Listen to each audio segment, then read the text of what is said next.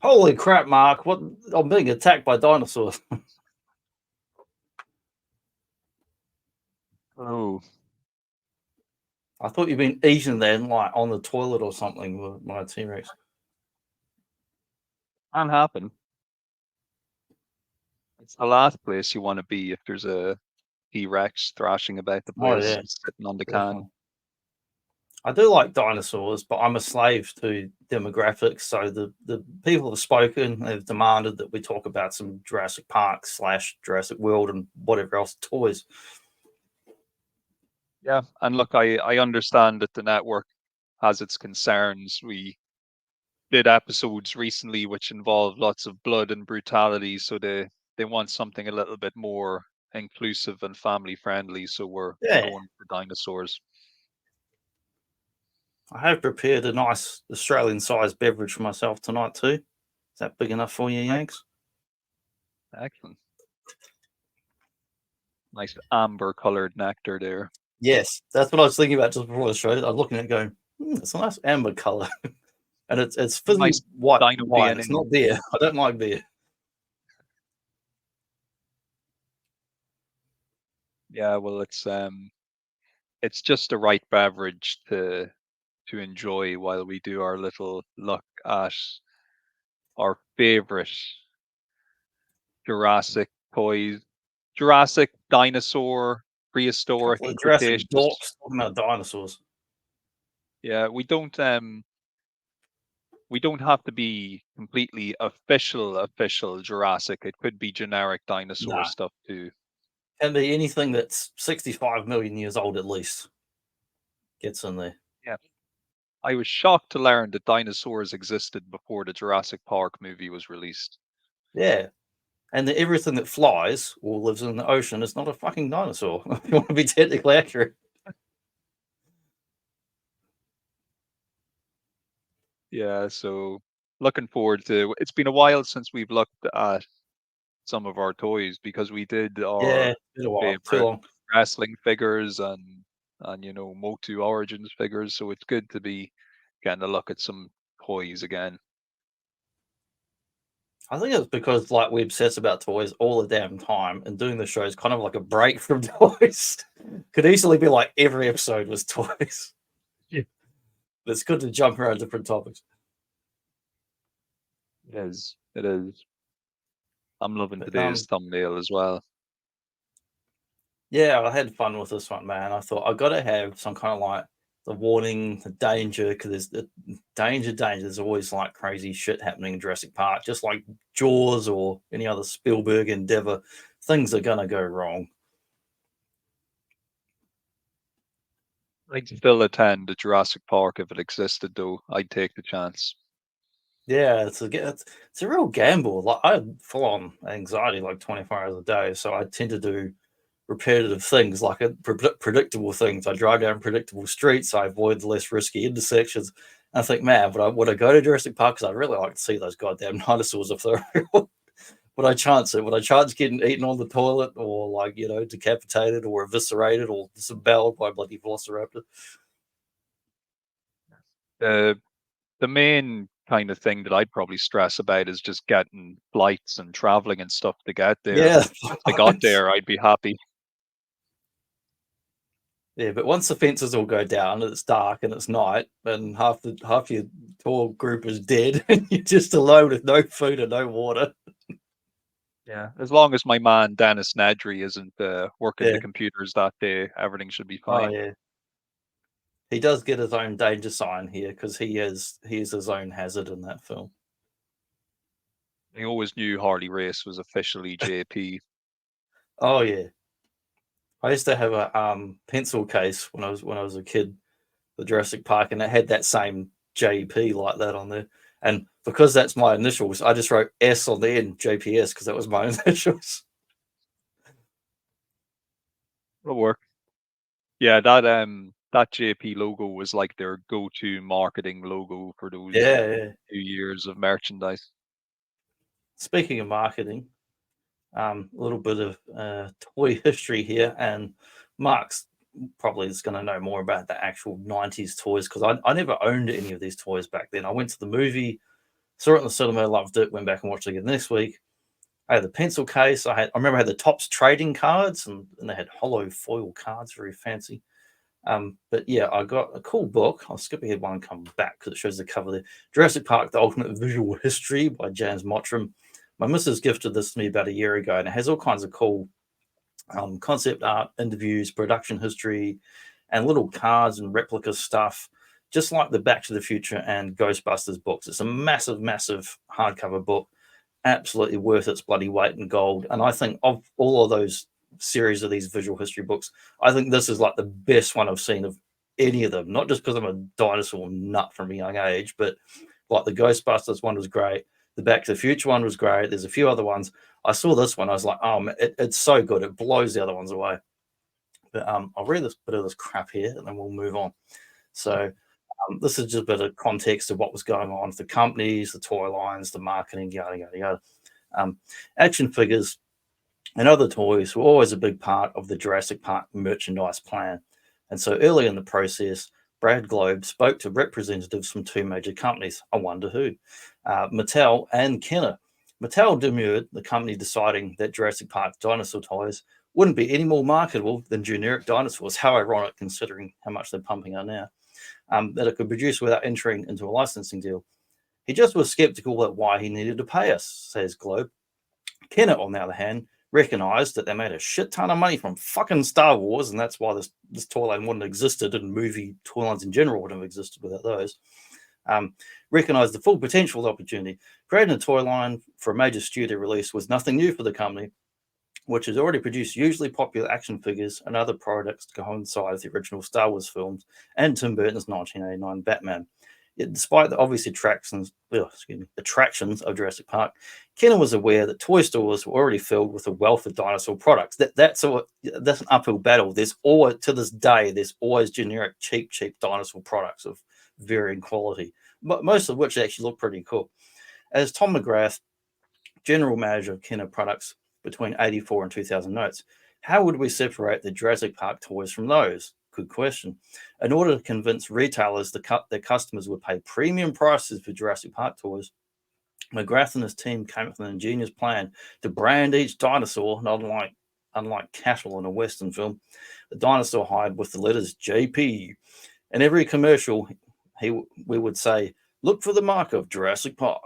That slogan became a differentiation, key marketing term there, with all the other generic dinosaurs out there. And it worked wonderfully. I saw it myself where kids in stores would go, no, Mom, that's not the real Jurassic Park dino. I need the one with the JP on the side. And that, oh my God, that sounds like a horrific little child that should be just abolished at that. But it worked. So, It's what I want, but it fucking worked. and I remember, yeah. So I actually remember that. Look for the mark of Jurassic Park. I also On the remember they ads and had all that. another slogan.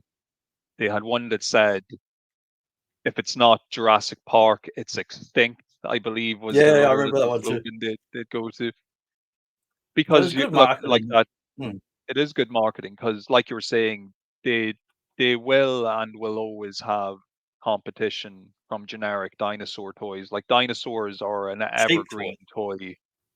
Oh yeah. Yeah, every kid loves dinosaurs. Well, most kids. I'm sure there's kids out there who buy dinosaurs for whatever reason. The They might the have had a ones who bad don't are dinosaur liars, experience. Mark. They're liars, and we do not talk to liars. The ones who don't had an accident at a theme park in 1993 involving genetically engineered dinosaurs. Yeah, they got eaten by Oh, these Jaws. look brilliant.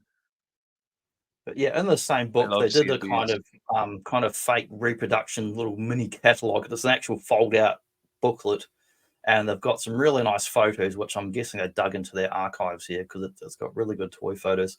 So I stole it and I photographed it illegally, and here it is for you to enjoy on the internet right now. But I do recommend to buy the actual book because it's awesome. But this is just showing a bit of the history of the toy line. So what have they got up here? We've got and this bit's from Wikipedia, specifically on the toys. Universal took the lengthy pre-production period to carefully plan the Jurassic Park marketing campaign. It cost 65 million, not years, but there's dollars, and included deals with 100 companies to market 1,000 products. I mean, this is the post legacy of Star Wars and Batman merchandise and McDonald's and KFC and all Burger King and all that shit. Like they're making this many products before they've even made the film and know if it's going to be successful. But also back in these days, they were fairly confident anything Spielberg did was still going to be gold. These included Jurassic Park video games by Sega, and Ocean Software, a toy line by Kenner distributed by Hasbro's McDonald's, Dino-Sized Meals, and novelization for young children. And that was only the beginning of the merch. There was masses of merchandise. There was so much with your badges and puffy stickers and Topps trading cards and toys of every description. Yeah, you couldn't escape it. Like it was everywhere, absolutely everywhere. Pencil cases, backpacks, t-shirts, hats. Yep. It was just everywhere.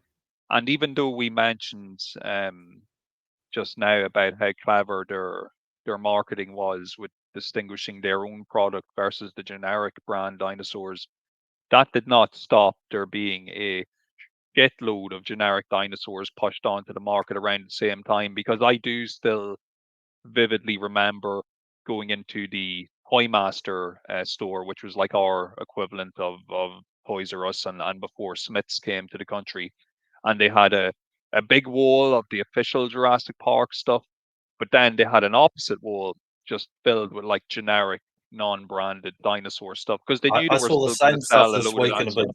toy store. Jurassic stuff on one side, and then all the generic third-party ones on another stand, like a massive wall And of it. I bought some I of them. was, I I bought that big crazy yeah, red dinosaur. we're still buying them to this day.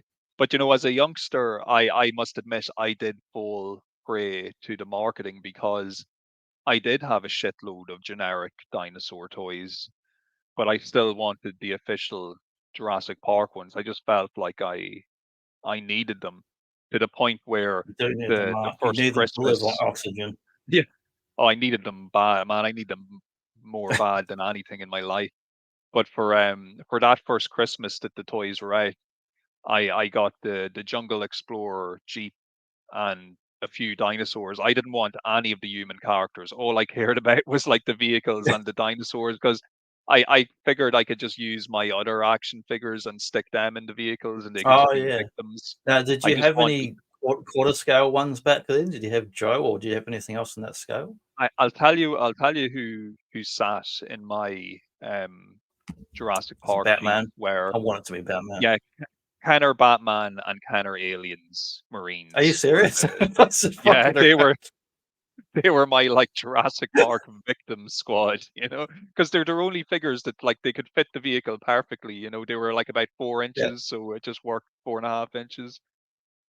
Take that, bloody So yeah. bloody super um Secret So Wars if you can Spider-Man. You picture got like nothing. that Batman with the like silver armor from Batman Returns, I had Yeah, him yeah. sitting in the driver's seat alongside like Corporal Hicks from the Aliens line. If you can picture that odd couple. Nice. Oh, these are brilliant. These are from the Lost World, I believe. These versions. Yeah. from movie 1, 2, and 3, like the first 3 films, and they reused a lot of the sculpts, of course, just as they do now, and repainted stuff. And interesting, the little truck there says that one was by Matchbox as opposed to Kenner to the other bigger dinosaurs. And I think that Mattel have just recently done a kind of reimagining or re-release of this particular vehicle. I'm pretty sure Bjorn posted a picture of it in our group chat recently. Yeah, there's an amazing wealth of product, and honestly, most of it is pretty good, regardless of who made it or when. For any of the Jurassic Park movie tie-ins, was most of them are fairly decent in every era. Both of these guys here as well. I recognize these as being Lost World over the first movie just because there's slight color variations. Like I have that exact same raptor, but it's from the first movie, and you can tell that because the skin tone is a little bit lighter on the first movie one. And they're a bit more discreet now with this JP and Lego business. They still kind of do it now, but here it's kind of right on the side, just like a cattle brand from watching bloody Kevin Costner in Yellowstone. Like, you know, it's right on there. Yeah.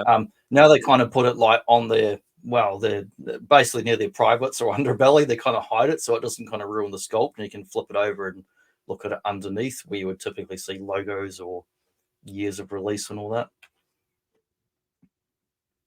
Oh, cool. I never knew they did a kind of like albino Dilophosaurus. I might literally only seeing it's this strange first looking time. in those colors.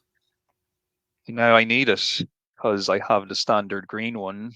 So now I feel the urge And to he's own got the the exact same crest like figure an again. actual loafo, but not the made up frill that they added on the movie, like a like a Komodo dragon frilled sort of thing. I love this guy. Yeah, he looks unbelievable. Yeah, Camo the JP3 extreme. figures. It's like the generation 2 of dinosaurs.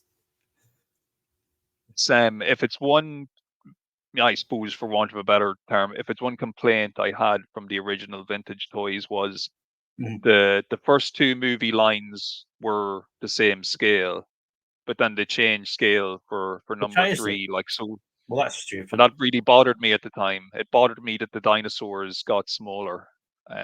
I wanted everything kind of just big and bigger and better, because these are great sculpts. Like the Spinosaurus looks brilliant that's there. It's a like weird something thing out of to Alien. change the bloody scales on them. Like It's the just so odd. size, not their literal scales, the size of them.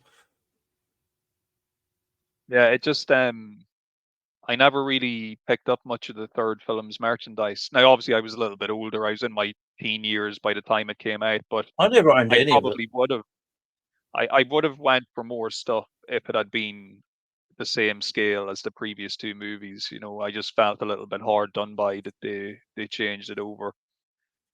Of Yeah, it's a course, now if you weird go thing to looking do. for some of that stuff, it's so expensive if you look for the vintage Oh stuff yeah. now. And you're gonna get some I don't know, you're gonna get some vintage crotch rot and bits of rubber and stuff falling off of certain ones, and the usual things with the vintage toys. Unlike these ones, which look absolutely bloody pristine on your top shelf there. These look beautiful. Yeah, this is my on the kind of inner the shelf that's within the cabinet, that's like most of my Kenner Jurassic Park 90s collection. I got pretty much the first wave. Oh, look at that. Is it a Dimetrodon? Is it a Dimetrodon? Yeah, you Whatever you must be a want. remake of that guy you got there, because I'm just looking at the size of it. And I'm guessing He he's looks the very modern one, but similar. he must be a remake of that one. Well, yeah, a few years ago I kind of went on a little bit of a hunt to reacquire a lot of my childhood stuff that had gone missing over the years. So, went to eBay, went to a few other places, and pretty much acquired the full first wave of the Canner toys. I still have a few more in storage that I haven't gotten around to displaying. One thing I'll say, as I'm sure most collectors know, when it comes to dinosaurs, there's no like easy way to display them without taking up No way. tons of space. The shape of them, they're just so awkward to find space, and when you You just mix end in up kind of cramming them humans in and one way or vehicles, another. that's it. So like this Jurassic Park display, even though it's not all my Jurassic stuff, it's as much as I want to kind of have out without, you know, just crushing everything in on top of each other. So yeah, like right below my Kenner stuff, you can see I've got my line of like Mattel modern chunky guys, and then in front of them, I have a few of the newer Mattel vehicles I picked up for the last couple of years. So you got the Jeep Wrangler and Jungle Explorer from the first movie, and then you've got the kind of Mercedes and the InGen capture vehicle from the second movie. I was really fond of those vehicles in the second movie. I just looked their whole kind of, or I loved the whole look of them and just the green camo coloring and all that. I just really thought it looked great. So, and I missed out on a couple of those vehicles back in the day during the vintage line. So I was delighted that Mattel have decided to start redoing these and taking another crack at them. Yeah, I'm jealous of those vehicles. I mean, I was born a poor black child in Mid South. All he had was a chair and a little pogo machine. No, I wasn't. I was born a pasty white guy in New Zealand with Dutch heritage. Um, I never had any of these vehicles, not to mention the dinos, but also as a kid, I mean, I had generic toys of vehicles. You know, I had a Hot Wheels and shit like that, or some other plastic electric thing that bumped in the thing that made stupid noises. But I never had G.I. Joe vehicles or Jurassic Park vehicles, things that scaled with your smaller little figures that look really cool in a collection. And I think partly as a result or reaction to that, I never gave a shit about vehicles as a kid because I didn't have them. So I didn't really know I missed them. And I didn't really have any play sets. I mean, I had toys. I'm not saying I'm missing. I had plenty of toys and shit as a kid. Uh, Never had any play sets like a Castle Grayskull or anything like that, or anything that really ties a collection or group of figures or things together. So as an adult, you know, I have got now several Ninja Turtles play sets, and I've got a couple of Origins Castle Grayskulls, and I've got the Snake Mountain. Vehicles, not so much, and because I've never been a 1/4 scale collector, I've never been into G.I. Joe stuff. I do have some of the Jada die cast. I've got the only thing I have is the smaller scale Jada die cast, which looks like the vehicle 1, 2, number 4 on the right with the green and then the kind of tiger red stripes on. I've got like a die cast version of that. And I was very happy to get that because the plastic version I had in Target here that went with like the Nedry and the modern re-release sort of reimagined figures was crazy expensive. So I just went, fuck it. I got my little die cast Ecto, Batmobile, Jurassic Park Explorer and all that, and I was very happy with it.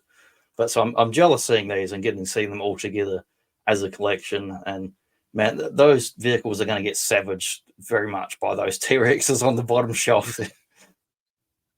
Yeah, it's a line of T-Rexes and a Spino is in there for good measure as well. What's on the very, very left? Is that also a T-Rex or not? The green one on the It's left. that weird. It's a weird Leonard version of the T-Rex. I was trying to It's the work out one what that it was came because in his that head's set. facing downwards. I couldn't quite tell. Let me just grab him here for you. Oh, it's the one we both have that roars and does the Yeah. lights and all that. Yes, it's that one. I've had that one for about 3 years, and I just bought one this week that's a red version. You know I'm going to be Actually, looking out for that red version. and do you know what goes quite well with that particular Leonard T-Rex?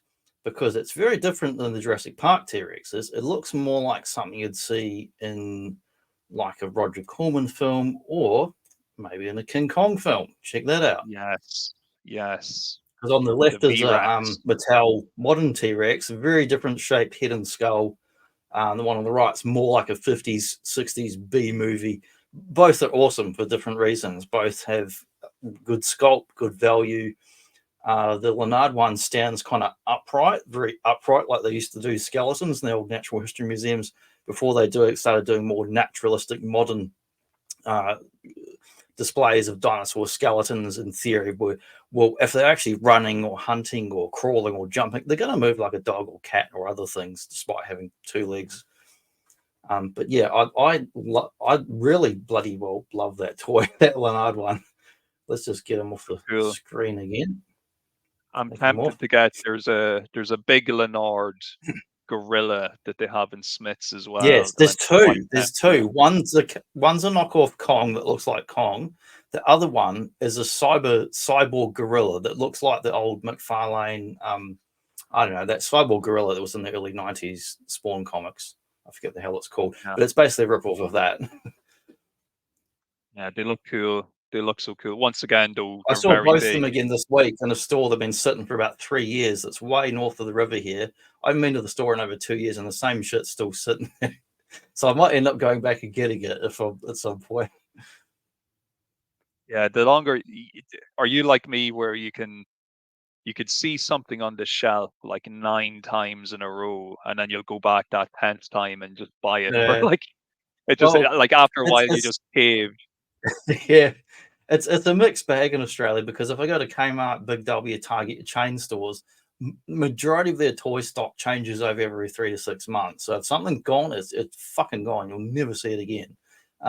The only line I've seen sitting there for 2 years now, that last Kong versus Godzilla, whatever it was, that last modern legendary film, that had a toy line which was mostly Playmates re-releases of Bandai sculpts, and I think a few new ones in there. Don't quote me on it. Gojitron's an expert on that. That toy line was pretty cool. It had some really cool stuff in there and a few clunkers and some good classic stuff in kind of like 6-inch scale and then a big 12, 13-inch scale. And I bought some of the bigger ones. I got a couple of the smaller ones on clearance or virtually free at the op shop. That line was awesome, but didn't sold like shit here in Australia. Some of them are still here now over 2 years later in the toy section, and every other month they get shuffled around. And here's, I don't know, the recent Ninja Turtle CGI movie toys, and here's some Pokemon, here's some Transformers, and they keep shuffling these Kong. No one's buying. They're really cool toys, but no one's bloody well buying them.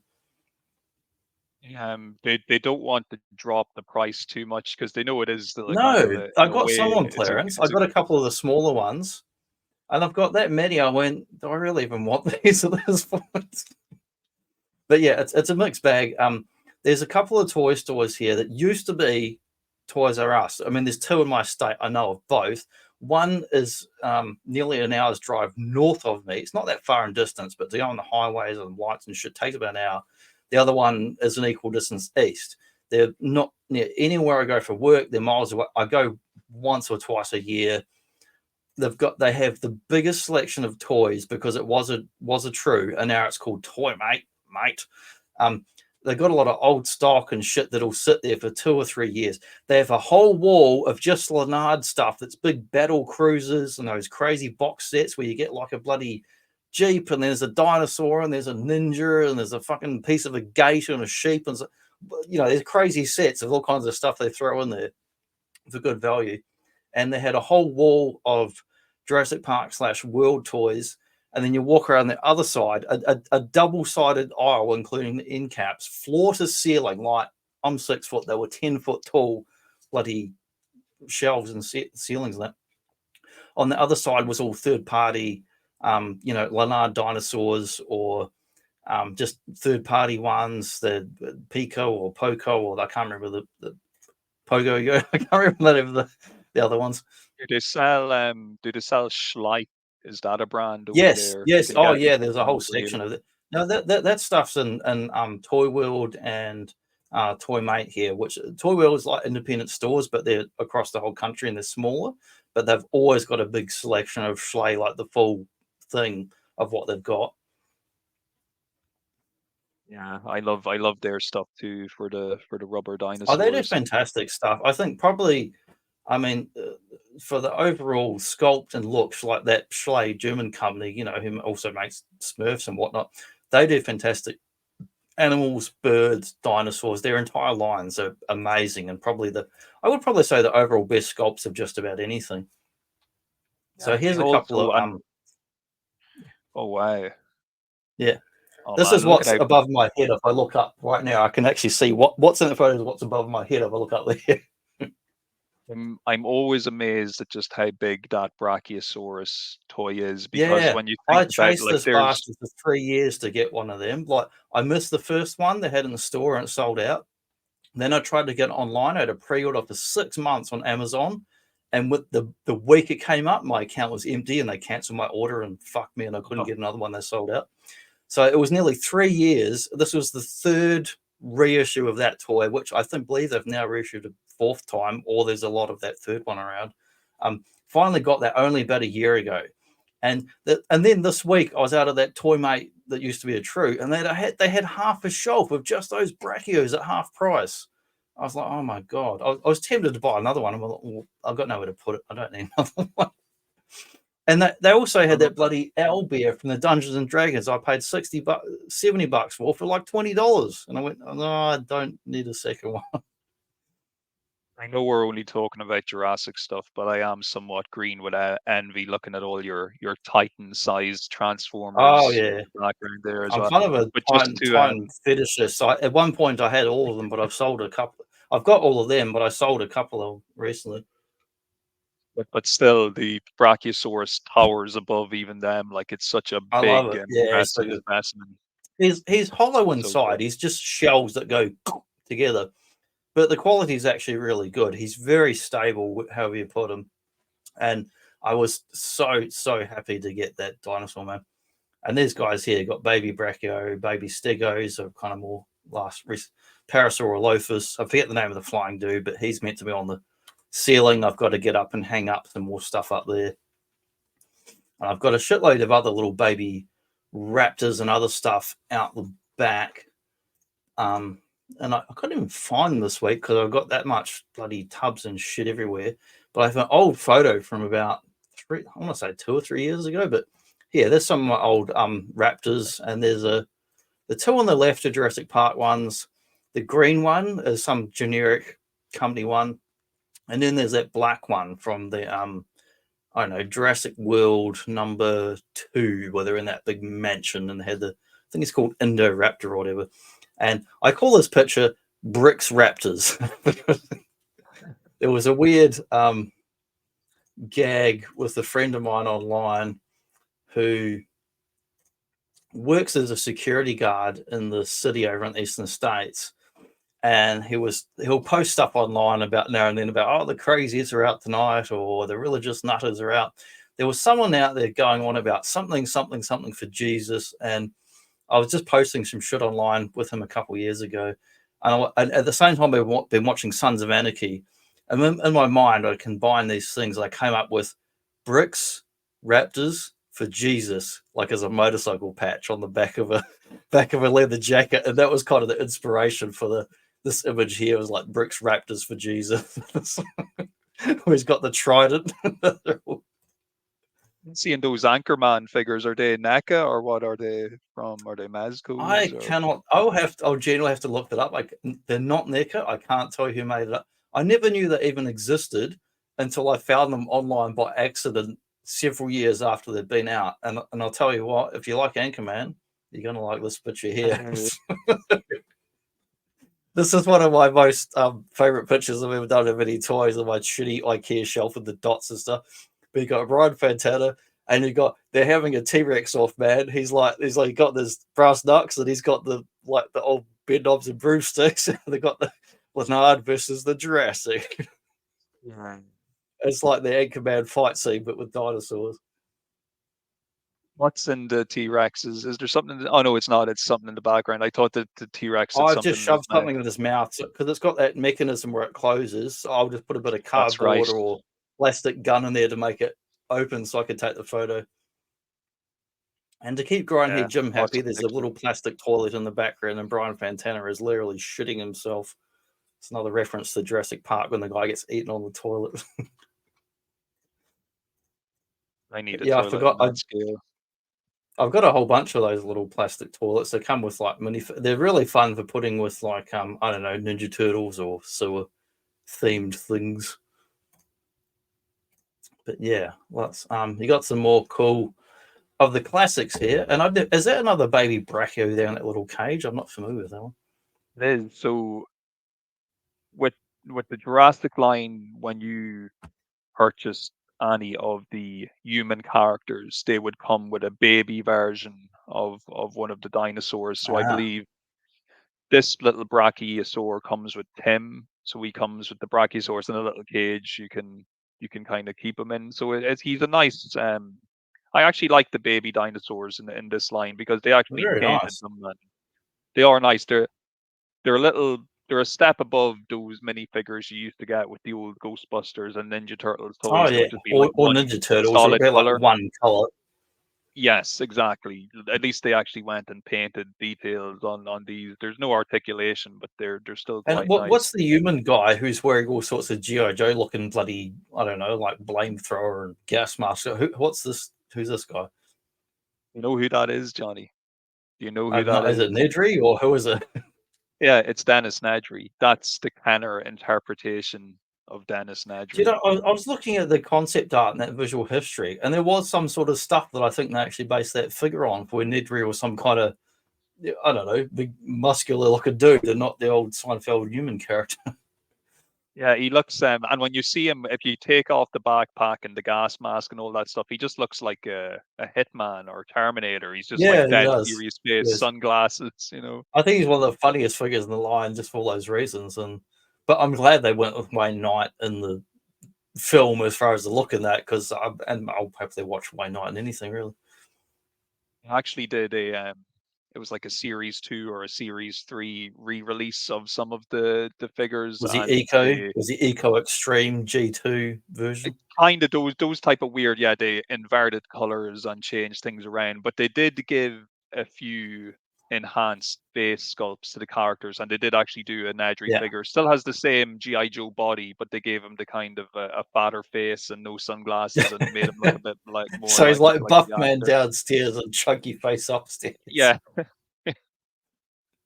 But yeah, we've got Ali Sattler in the Jeep Wrangler there with Tim in the Oh, nice. background as well. The vehicles That are was awesome. Like they really did a great job with the vehicles. yeah, cool little firing missiles and kind of capture features and stuff. And then there's two Raptors there. One is like this first release Raptor that has kind of like a grabbing action, and then the second one is the Oh one with yeah. the electronic Oh sounds. yes, because they had a lot of toy actions on those '90s toys, and they did carry that over to the Mattel ones. Most of them have some kind of gimmick as well. Definitely. And I will say one thing about the Jurassic Park toys. They did encourage a lot of the kind of unbranded or third party dinosaur makers to actually release toys that were of comparable quality. Like because we went from an era of rubber dinosaurs with no Yeah, it used to be articulation. all just cheap rubber $2 dinosaurs. Like this Leonard figure we looked at a second ago, like it's probably a direct result of the Jurassic Park toys in the sense that it's I got think so, electronics, because it's that got figure's movable limbs. amazing. Like it's got articulated arms, legs, the head, the jaw and neck move, and it's got light up eyes, and it goes or does a big screaming sound when you press the battery effects. Yeah. So I think that the Jurassic Park, those kind of figures did kind of inspire a lot of other makers to up their I think game so. when it came to dinosaur toys.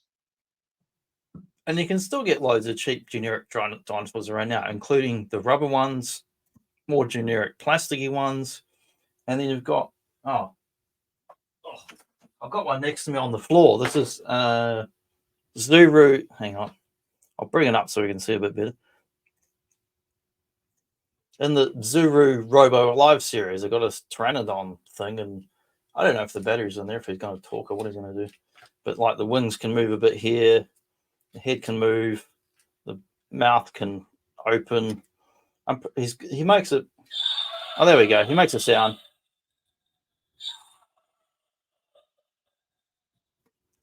and he's banging.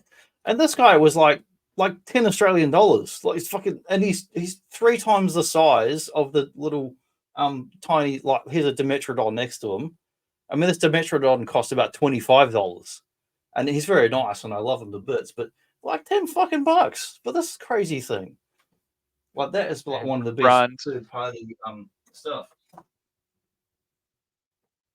yeah, but you pay that licensing fee. You're paying for the Yeah, logo. licensing fee and sculpting and whatnot. But I don't know. I mean, Hasbro and Mattel tend to gouge, even if it's not a license, they kind of gouge for things. I think the way they do things. Oh yeah. Some of the other companies give much better value for your dollar. But yeah, I love the Zuru stuff because I've got the Zuru bloody dragons, the ice one and the fire one above my He-Man stuff, and they're awesome. And oh yeah, and I picked up. Oh, sorry. I'm going to knock a bunch of things on the floor and show you one of my other best value things because it happens to be a cool dinosaur. So I'll bring him up. Hang on. This guy here, he's awesome. He's like kind of Dino Rider style. He's a red T-Rex. He's got crazy battle armor. He's got a firing missile gimmick. He's got a bloody laser chain gun thing. But like that guy was like $30. No, this is Zuru Robo Alive again. This was $30, which is $10 less than a Marvel Legends, which cost $40, $45 in Australia. The amount of plastic in this, you would make 4 or 5 Marvel Legends out of. And it's got battery gimmicks, and it's technically a robot. It walks, and it goes and spins in circles and goes and fires off the big laser gun that lights up and shit. I forgot it was there because it's been sitting onto my pile of stuff on the floor for like 3 months now. I'm trying to find a home for him. But anyway, once again, that's the tough thing. Yeah, with these dinosaur toys, they're so big and cumbersome. It does be tough trying to find a spot for them. I bought the Stegosaurus in the same line. He's really cool too, and it's very much inspired by probably Jurassic Park for the dino sculpt and Dino Riders for the little armor and stuff they got. And when I bought it, I went, I don't care for the armor. I'll probably try and take it off, but some of the bits come off, some don't. But it actually looks really cool with the armor, and I love the Dino Riders line. I had a couple of those as a kid, but I like to see the sculpt of the figure or dinosaur itself more than the armor. But the Zuru ones look really cool, and they're super budget size. So I'll skip ahead here, just a couple of quick shots of other crap. I've got stuff hanging from the ceiling here. Got this guy like he's diving down for some fish, which I tend to see at the local beach here almost every day. There's certain gulls here that dive down just like that and splash about. And he's hanging out just in front of old Scorponok. He's got Bill Murray Ghostbuster in his hand and Soundwave in his other hand. Yeah, and they've got old. Brilliant. Yeah, just to show the brachio really in that shot there and get the sense of the scale. I was really happy I could squish him up there because his head literally touches the ceiling, and it's like, can I get him up there? Because this closet's up there, like right up to the very ceiling in the room. And then we'll get on to some more classic Mark toys here. We've got the Metrodon, Triceratops, the big red iconic T-Rex. And what's the other one on there? Is it a raptor? Yes. There's you can just see out of his head's kind of out of shot, but it's the Dilophosaurus, the squirty water action back in the day. He's busy trying to eat Nedry. Yes, exactly. I've got the Robert Muldoon and Alan Grant figures are sitting in the Jungle Explorer Jeep as well. Yeah, that Red Rex. I loved that toy as a kid, and I waited so the first year I got. He's got old man skin. Yeah, wrinkly leather skin. Yeah. And I even remember as a kid, a year after the movie came out, I didn't get the Red Rex initially. He wasn't like my big present. The Jeep was my big present, but a year later he was in the shops for the following Christmas, and then I begged my parents to get me him for that Christmas. So I was just delighted because yeah, it was cool. Like, oh, I'll be so good for the rest of the year and all, but I won't play Mortal Kombat or nothing. Because he's got electrics, he's got movable arms. It's beautiful. So what did he do? What did he do on the electric? The electrics is just generic sounds from the movie. It's like all the T-Rex roars and stuff. But he even has a nice little, like you can squeeze his neck and his mouth will the jaws will open and close, so you can like trap figures inside him and stuff. He was just a really fun, big toy as well. I think at the time he was like, as a child, he was probably like the biggest dinosaur toy I owned, and he wore anything else. Is the skin on it? Is it hard or is it like a softer rubbery? It's rubber. Look on. It's rubber. The only I saw the I was going to say Mattel the one they did only last year or so, and he's got rubber bits on him, and I assumed it was trying to be like more like this one. yeah, that's the Mattel remake. Yeah, and he's got rubber bits So on his like head and tail or something. that's right. Yeah. So the torso is rubber, the head is plastic, and the legs and arms are Yeah, plastic, but I the was keen on torso and getting the tail are Mattel rubber. version, and then I saw the rubber and I went, because that one is nearly 3 times the price of the regular one here, and I went, I don't know, because the rubber will perish.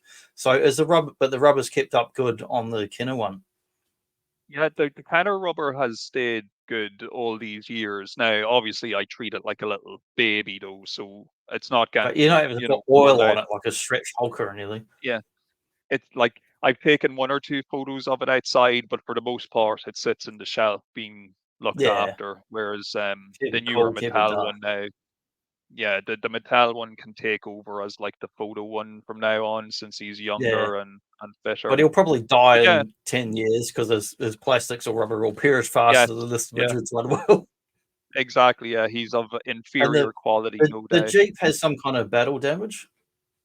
Yeah, so that was an original feature of that Ford Explorer, where it was actually designed to be used with the red Rex. He can chomp down on the bonnet, and then it will lift off the hood, and you see the exposed Nice. engine, and Crash it's test all dummy battle style. damaged. Exactly. Yeah, I always feel like there was like this special Kenner scale of figure that it started maybe with Ghostbusters and Batman, and then it carried into like Aliens, and then Jurassic Park continued it on. Mhm. It was like 4 inches, 4.5 inches, and like it felt like if you had any human from those previous lines, they'd work with Jurassic Park. Nice. Just a nice time I love of those Kenner aliens, but I interchangeability. never had any of the humans from it, so I don't, have any comparison. Yeah, I wish they made that yeah, bloody animated series though, that Alien series they cancelled that was to tie in with that Kenner line. That looked really cool. that's Dimetrodon or Dimetrodon, whatever way you want to Mhm. pronounce it. It was actually the first dinosaur from the line I got. The first Technically not real. a dinosaur because he preceded the dinosaurs, as I read as a kid in That's some right. bloody technical thing, journal thing. I used to read all kinds of But like he is a technical nice. shit as a kid. I'd read like Tintin, Asterix, dinosaur picture books, but then I'd read like full on like scientific dinosaur shit that I didn't even fucking understand it, to be honest, as a kid. But it was like real, like, like paleontology, Dr. Alan Grant stuff. It was like full on science, and we did this and blah blah blah, and everything that came with this area was this, and this generation was this. And the Metrodon is like a reptile that kind of preceded what we call dinosaurs. But I'm like, well, they're all fucking giant ass reptiles a long fucking time ago. So who cares? For the purposes of being a kid, you didn't mind what Yeah, they were. no way. It's I like, love Dimetrodon. He's one of my all-time favorites. Not just as a toy, but as I'll call him a dinosaur, even though technically he's not. And they theorize that his sail, that they don't know, but they theorize his sail would sit like a some modern reptiles do in the sun, like a little solar panel, basically, and get the sun and get some warmth.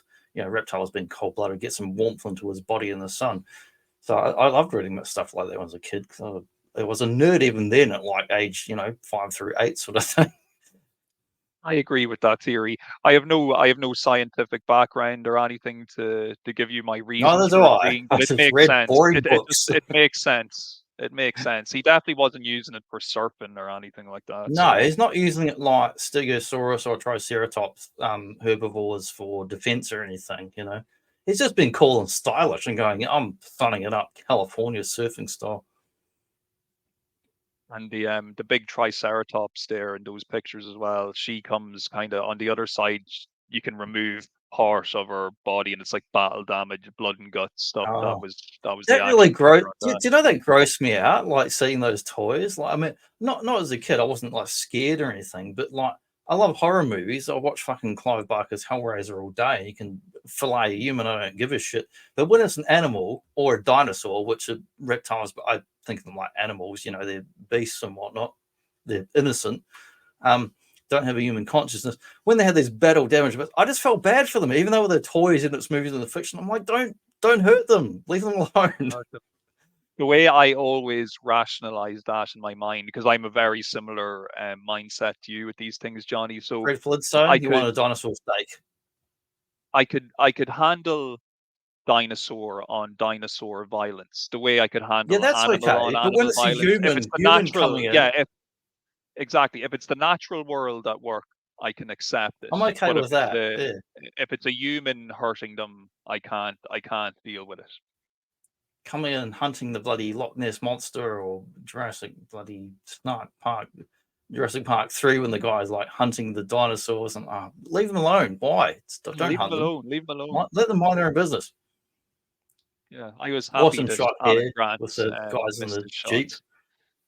Yes, and so we've the pteranodon or pterodactyl, depending on what era of where you look at your dinosaur stuff. In the back of my Jungle Explorer, you can just about make out in that picture. I just stuffed it with every character's accessories so I wouldn't lose them. So the back of that Jeep is just Storage, like man. You chock got to make full of use of weapons. storage. Yeah, rocket launchers, all sorts of wild stuff in the back Oh, there. if you go running the dinosaurs, you're going to have rocket launchers and everything. You can't You deal with see those on the electric back of the cattle Jeep, prods in the Super Nintendo game. You need a rocket launcher. see those two big missiles as well attached to the back of the Jeep. Yeah. There's an action feature at the back where there's like a flip up cannon and you can Parties load and them in and they're fireworks. like, yeah, spring loaded. They're pretty heavy too. Like if you got one of them in the eye, it would blind you, no doubt. And what's the little minifigure in the front? Is it a raptor or a Rex or what's that I thing? think the little minifigure is a baby T-Rex. I think that one comes with the Robert Muldoon. Oh yeah, he's got the arms so like that. He does look like a Rex. Yeah, I love that Dimetrodon man with the frill. And they did add electronic. I remember I was such a nerd as a kid. Like, I'm okay. 94, the movie was out in New Zealand. I was 14. It was out supposedly 93 in America or a few months earlier.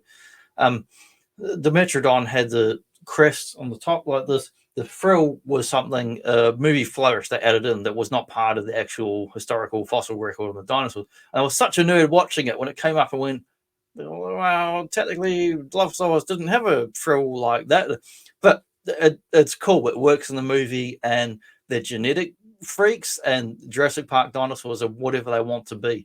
And they even pointed out several times in the original movies and the Jurassic World ones, Alan Grant or whoever, Chris Pratt will be like, well, actually, there's a genetic hybrid in there. They're technically not dinosaurs, if you want to go there. So it's just a bit of movie fun to go, we're going to do whatever we want. It's a design. It's cool. It's from like a more modern lizard and Komodo dragons or whatever. It works. It's fun. So who gives a shit? Oh, it totally works. It totally works. And look, if you want to get into accuracy and things like that, the Dilophosaurus, it was a lot larger in real life than what you see in that movie. Yeah, And most of Jurassic Park dinosaurs are either significantly bigger or smaller compared to what they actually are in the movie. the Velociraptors are a perfect example. Velociraptors Yeah, that you they were see in Jurassic way Park movie. smaller than what they had in the movie. Yeah. But if they'd The gone with ones a like, realistic scale, it would have been too small to work with humans in the yes, movie and been no good. exactly. Exactly. So they had to take creative license here and there. And, as long as you're not too deep into the old paleontology, you probably could get away with, just letting As it long as you're not slide. too far up your own ass, you're not going to go fuck. Yeah. As long as you're not like crying because they don't have feathers or whatever. Yeah, no feathers. But here's one of my favorites here. This is one of the Classic. modern Mattel T-Rexes, and he's in the brownish, which is kind of going for the first movie style. But in that first movie, he was kind of a mix of greens and browns. He was more green, really, but this is going for that style. And Jurassic Park 1, 2, and 3, they had a variety of T-Rexes in different colors and shades and lighting and whatnot. But I was out in the backyard yesterday, which is getting fairly overgrown. We've got dyed weeds and all this, but it makes for a fairly decent Jurassic Park sort of setting. I love the sculpting they do to these, man. Like the one Mattel ones, they really work for a variety of markets, using boring terms. They work for kids to actually play with. They're sturdy. You can muck around with them. They've got the little features and gimmicks. But they also work for adults and collectors for having really nice sculpted details that display so well. And let's take that out. the same guy, isn't it? It's the same one, I'm pretty sure. I think he probably looks a bit darker in my camera because of the light, but it's the exact same. Great looking sculpt. And they've released it, like you said earlier, so many times now. I love it. They do a great job, Mattel. A little bit expensive sometimes, maybe, but overall, their stuff looks great. Ain't that right, buddy? My little chonky boy.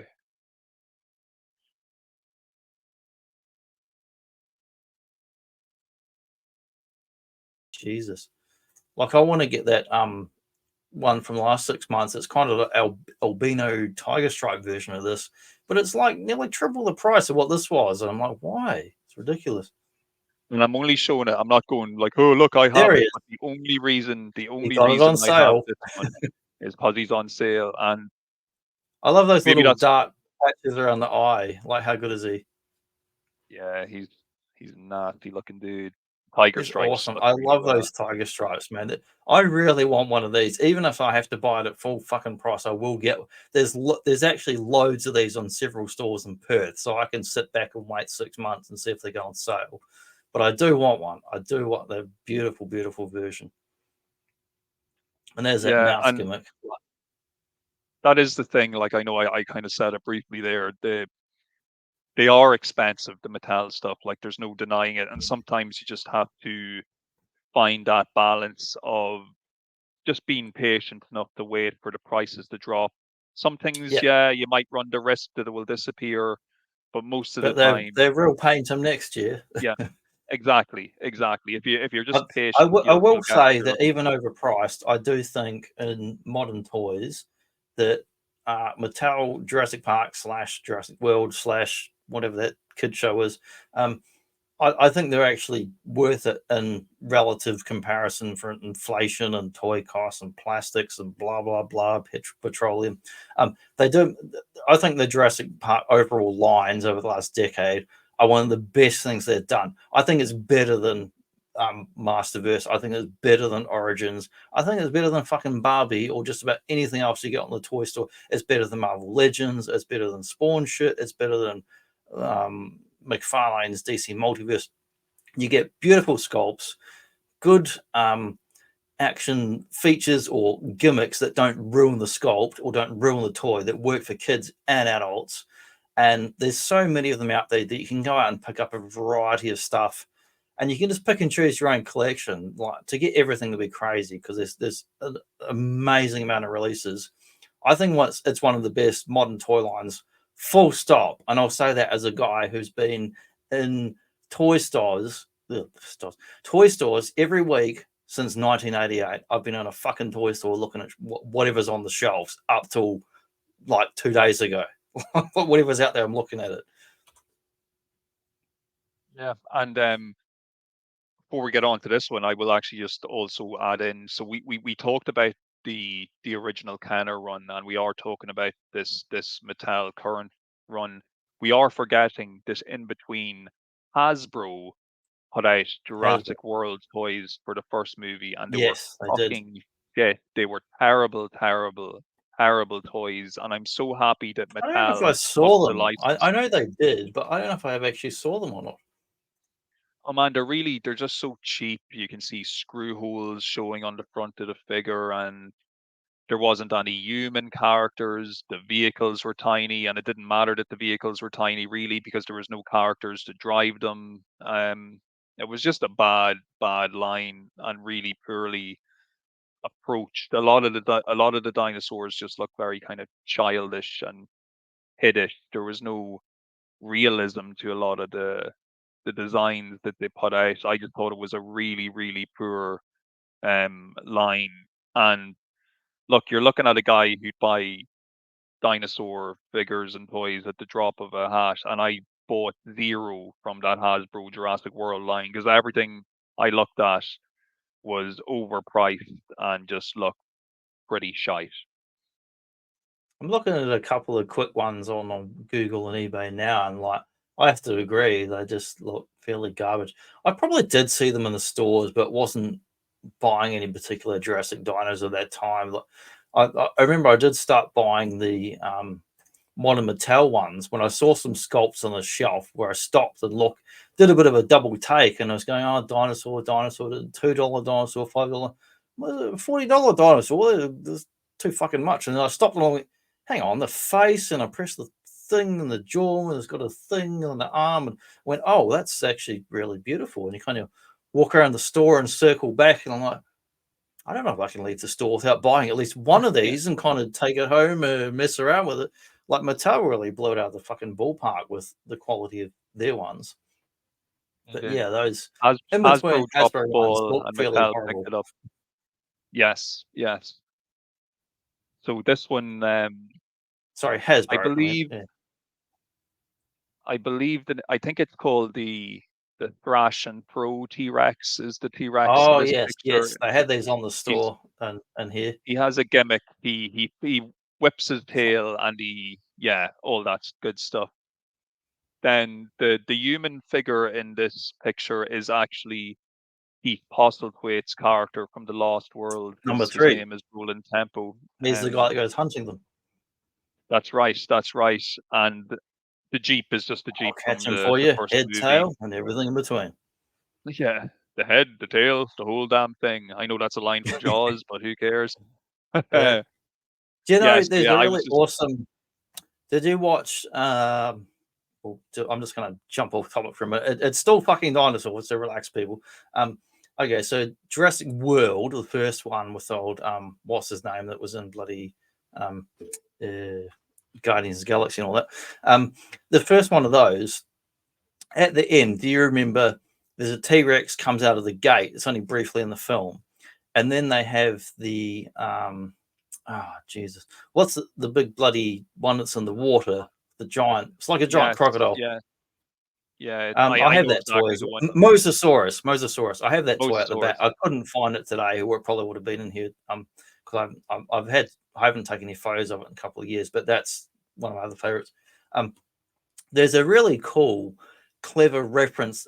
Well, it might not be, but I'm fairly confident there's a reference to Jaws, where it leaps up out of the water at the end of the movie and just goes chomp Jaws style and takes out that fucking T-Rex. So that's like, I'm like, come on, how is that not a Spielberg Jaws reference? That it's just not even part of the film. He just leaps out and it's like, by the way, I made this other original film, and here's the film I made before that film with the big giant choppers to take out the guy in your film. Yeah, definitely paying some type of tribute. I think with that moment, I think it one of was the better intentional moments in because the movie as well. it was very out of the blue that you've got a giant water aquatic, dinosaur reptile thing that how could he even get near a fucking T-Rex or land, and somehow they're close enough together. He leaps out and just goes, oh, just pretty much eats him whole. Awesome, cool scene, and because of that scene, I ended up buying the Mosasaurus toy on sale, and that one is a really amazing toy too, where he's probably twice the length of the T-Rex because you got to get the tail out of the package like most of them, and then clonk it on or heat it up and get it on there. Yeah, that's cool. He is a really awesome looking creature. Once I wanted again, to if I display had a bit my more one. space, I had an idea where I'd get a bit of a base from whatever, just a shitty base, get a couple of twiggy sticks like this and kind of maybe drill a little bit of a hole or something in him and balance him so he sits on top as if he was like a battleship or something. Because how do you display him? I was going to actually hang him from the ceiling, but he's so heavy, that Mosasaurus, it was going to rip the plaster out of the ceiling. I went, no, what else can I do? So go the other way, struts underneath. And I think long term, I still will do that at some point. yeah, I would imagine that would be the best way because he's so big and flat. You can't really Yeah. find the spot for him And it's without an doing something awesome like that. sculpt. I think it's one of the best the Mosasaurus they've done in the line. They've released it several times, and you can often get it on sale, so it's absolutely worth getting. I've never seen this dinosaur.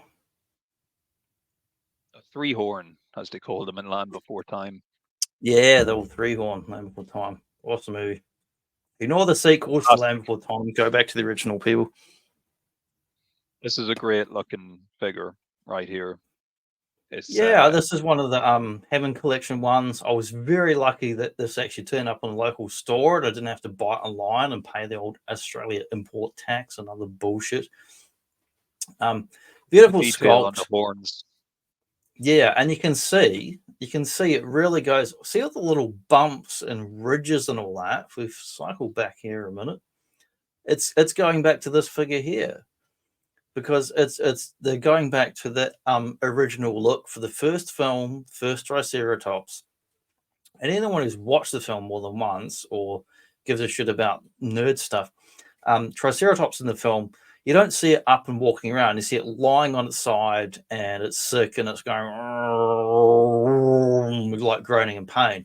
And they come up and they like stroke its belly, not like my missus does when I've had too much booze and like, what are you doing, John? Just lie down and shut up.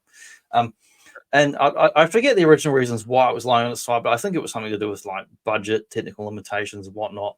It's like watching Ninja Turtles and like, what can we do? Flip around ninja shit and versus what puppetry stuff can we do to make it work on film. The scenes works very well. We don't see Triceratops up and walking around or baby Triceratops or anything like that. But in the concept art and pre-visualization, there's quite a few things, including this image right here, which was on the Topps 94/95 trading cards with a little fancy border. And when I saw this toy announced online and in store, I was thinking, oh, well, I get this one. I've got a few Stereotopia up there, which is like, you know, your frilled, horny things, like your herbivores that are, they're like the ancient rhinos of the ancient world, as far as they got horns and they could charge and smash into a car or person and completely demolish you. When I saw it, I was like, that's not the movie Triceratops. That's actually the concept art Triceratops they used for the previs movie stuff, right down to every little detail and scale and whatnot. And they translated it so well that this was such a gorgeous figure. The day I saw this in the store, I picked it up and I hugged it like a little baby, man, to my chest. I'm like, oh, this is coming home with me. This is just a thing of absolute beauty and real passion that they've made this so well. And I could happily buy 2 or 3 of them, but you know, the stuff's pricey. So I got one. But if they were still around, I would go back and buy more now. But wonderful food. They nailed the color as well. They got the skin tone Yeah, the spot on. colors. And he's sort of withered looking. Yeah, beautiful looking toy. Never saw any of those Hammond collection ones in the stores here, and they were just a little bit pricey to order online. So, but Yeah. yeah, if I ever saw this in real life, I'd pounce on it. It's a beautiful looking sculpt and a beautiful looking toy. And they even got They the really little did a bang up job. like here's an earlier, more generic Triceratops. That's not a Hammond. There's no bends in his knee, but you've got the basic frill, the horns. You've got the little parroty beak. I think his batteries are probably on flat by now. And they took the look of that and just improved on it so much. And then the Hammond collection ones, you get extra sort of paint, not just paint, but like sort of weathering. Like I've got a couple of friends that are like professional level model makers, as in putting model kits together and painting stuff. And the things they do on the kits and things they put together, that if you're a kid, you go paint, looks like dog shit. They do it. It looks like something not just out of the movie, but better than a bloody movie brought to real life. When I saw this one, I was like, that's that concept art brought to 3D life. So you get the extra articulation and you get this extra weathering, as well as an absolutely amazing sculpt. And like the face, like you can't not look at the face on this thing. And if you like dinosaurs and reptiles, and not feel something when you look at it, and not think of either the movie or classic 50s movies or Roger Corman or any other dinosaur stuff or Harry Horsen. It's just got an absolute classic look and feel to it. An awesome looking toy. It really is. Even just looking at the eye detail, just sculpt. It's just beautiful. It's a beautiful figure. It Yeah. really is. Speaking of beautiful Like toys, if they got oh, here's a couple of beauties right here. Yeah, two. Papo These are you, two or what do you call Jurassic. them again? Yeah, we got our T-Rex and Spinosaurus aegypticus. Um, the T-Rex is clearly modeled on the Jurassic Park kind of color scheme, and the Spinosaurus kind Yeah, of has the Jurassic Park 3 look. They're beautiful figures. I'm pretty sure, yeah, they're both made by a company called Papo. They're a French company, that's right, Papo. and And they make really simple. good stuff like Schley. They make awesome like miniatures and Yes, different like animals and dinosaurs. they're in the same space as Schley or Schleich for those rubber dinosaurs. Articulated jaws, but that's the only moving pieces. So I didn't know they had when you're articulated kind of, jaws. I've only seen one or two things from the company, and I had a solid one, so I didn't know they had articulated jaws. yeah, I would say if you ever find any of the carnivores for a good price, it would be worth picking up one or two just to see Yeah, the. I've only seen them on These are the type Amazon of here. They things. don't sell them locally at all. Like, they look good enough that you could probably actually, even if you weren't a toy collector and you're just kind of into the natural world, these would look nice just sitting on a shelf in your living room. They're just really well detailed and sculpted. Like, the details amazing on them for a rubber figure. And um, yeah, beautiful, beautiful figures, the Papa ones, and I have a ton more of them in storage that I just don't have the room to keep out on display. Yeah. Like, I have a green version of that T-Rex that's done to look more like the one from the King Kong movie from 2005, and Yeah. there's a few other. Just I have a nice Dimetrodon and a few nice Raptors from that scale as well. So like we were saying earlier, you don't have to stick with the official Jurassic, stuff. There's plenty of generic branded stuff, and those Well, Papo, there's all kinds of they cool make stuff they out there. make nice stuff. They make nice kind of animals, like generic wildlife, current modern day figures as well. So I would definitely say to anybody, if you're not familiar with their products, to give them a Google. You'll usually find their dinosaurs on sale and on Amazon as well if you're looking to check out the prices And they've or got a anything heap like of that. great dinosaur stuff. Oh yeah, they really have. And of course, anybody who follows me on Instagram or whatever, I'm obsessed with like taking pictures of my toys I outside follow on the you. rocks, and the rocks always make a good prehistoric These are real setting. rocks? Are these Blarney Stones? Where are these rocks located, Mark? These are 100% Irish Blarney stones. After this photo was taken, these are broken down with hammers and then shipped off to Eric Idle's castle, where he Oh, then puts fantastic. them into drinks to make official I Blarney don't know why water he or got into whatever. that malarkey, man. He's made enough money. He should stay out of these dodgy business deals. Yeah, he's fallen on hard times supposedly. But yeah, Supposedly. I Well, he suppose made one Puddles drawback, too, more than a decade later. if there was one drawback maybe to the Schleich slash Papo figures, is they are pre-posed. Apart from an articulated jaw, you can't do much with them. So That's not a bad if thing. you're looking, it's not always a bad thing, I suppose, but you might have to just get a little bit creative with angles and stuff if you're Mm. using them for Like photos. if you want miniatures, if you want to set up a diorama, it's perfect because you've got no articulation points or stupid screws or annoying pivots or things that are going to move that you don't want to fucking move. If you want a nice display or diorama, it's perfect for that. And they can hold their weight. They don't fall over. They're just good Yeah, quality old fashioned toys that happen to yeah, it's look. kind of like the combination of all the old dollar store bloody dinosaurs, but taken up with the Jurassic type sculpts. You know, like much more detailed sculpts, or the Schley like real world African safari animal sort of details. Yeah, really just top notch sculpts and quality all around. I have to say. Um, I probably could have dug out a few of the Schleich slash Slay ones, but once again, they're all in storage until I can figure out what to do with them, because they're just too hard to display. They're too awkwardly shaped, Yeah, and there's too many of them. you need like an extra level on the mansion, or a ceiling, or a concertina, Yeah, or elevated floor. You need something. I speaking, just need to speaking of, rejig. yeah, I need to rejig the garden and just put them all around the garden, I think. Yeah, there you go. Outdoors. Speaking of slashing and slaying, we might take a break for a minute and then come back again. So my advice to you before the break is to stick around. I'm going to play an ad break here, which goes for about 3 minutes, and then come back. I know my own needs. And what I need from an automobile, I know I get from this new Cordoba. I could ask for nothing beyond the quality of Cordoba's workmanship, the tastefulness of its appearance. I request nothing beyond the thickly cushioned luxury of seats available even in soft Corinthian leather. Yet it is on the highway where Cordoba best answers my demands.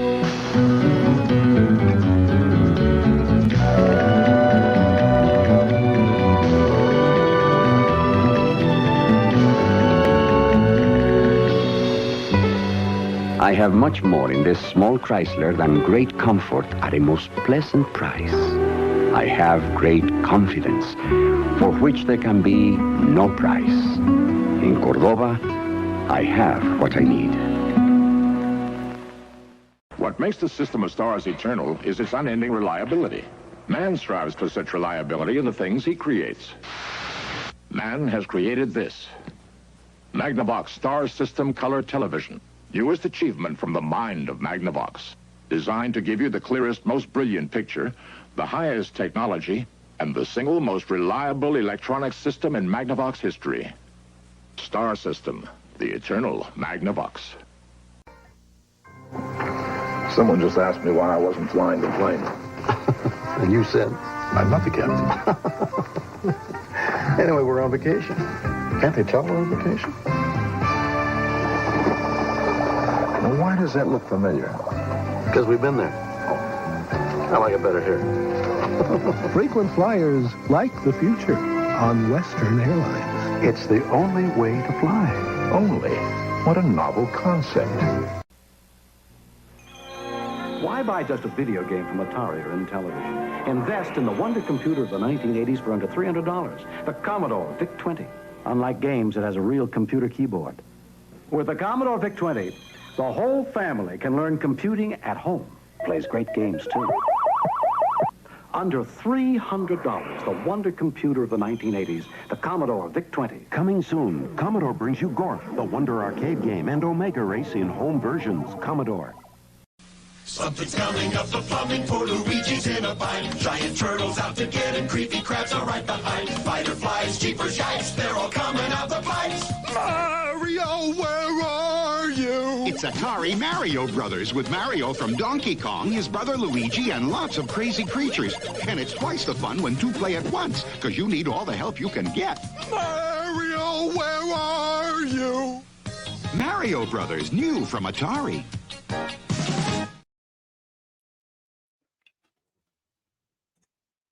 Well, I hope people stuck around, enjoyed those ads.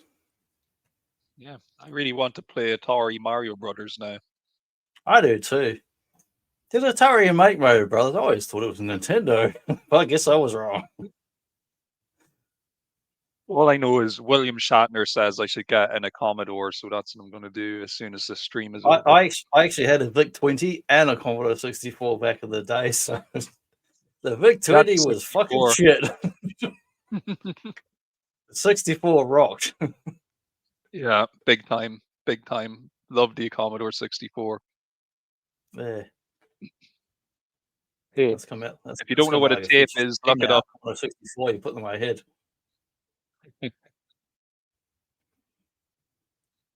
Yeah, love me some old ads. Okay, so I'll chuck up the next one. Next pick, one of my favorite dinosaurs. This is, oh, no, we've gone too far ahead. Out of here, Spinosaurus. You'll be back in a minute.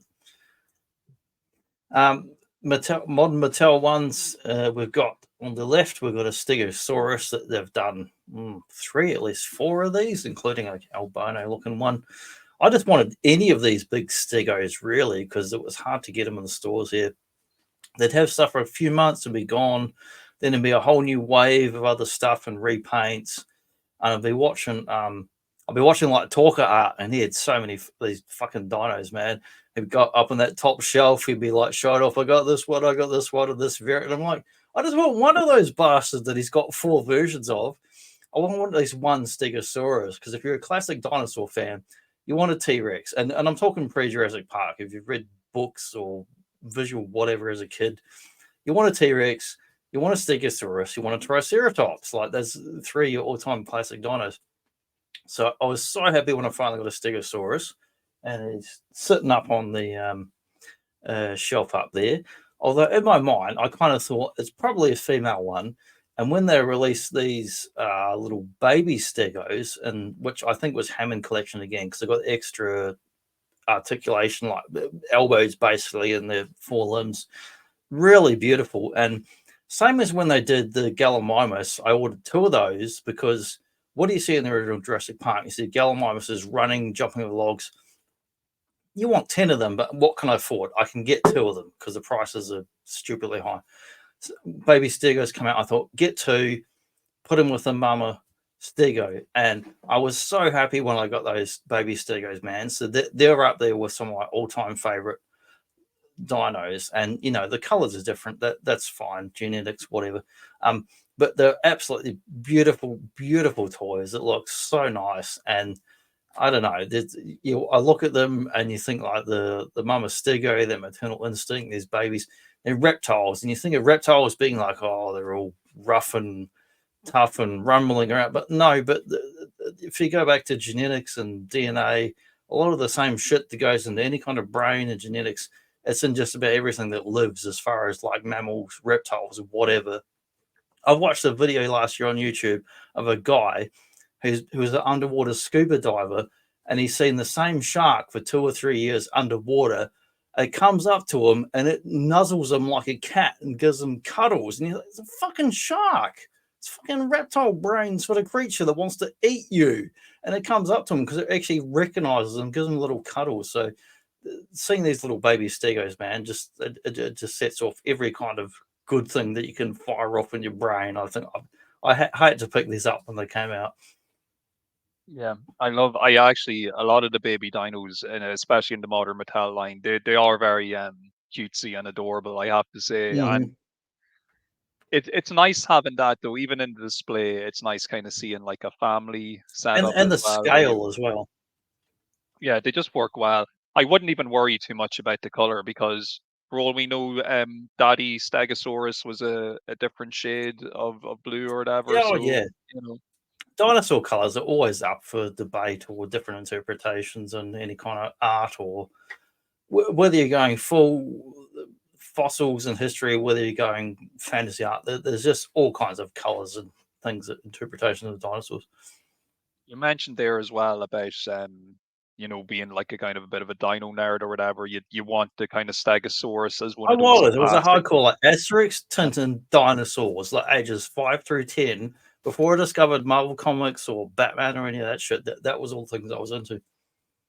I think when it comes to like the quintessential classic dinosaur types, we should look to our G1 Dinobots to like the way they have it. Like, you got your Stegosaurus, you have your Stegosaurus, Triceratops, T-Rex, a long neck dinosaur, which we assume is like either a Brachiosaurus or an Apatosaurus, and then you've got your flying, Pteranodon or whatever. So I think if you've covered those 5 bases, you've got your kind of 5 classic dinosaur types.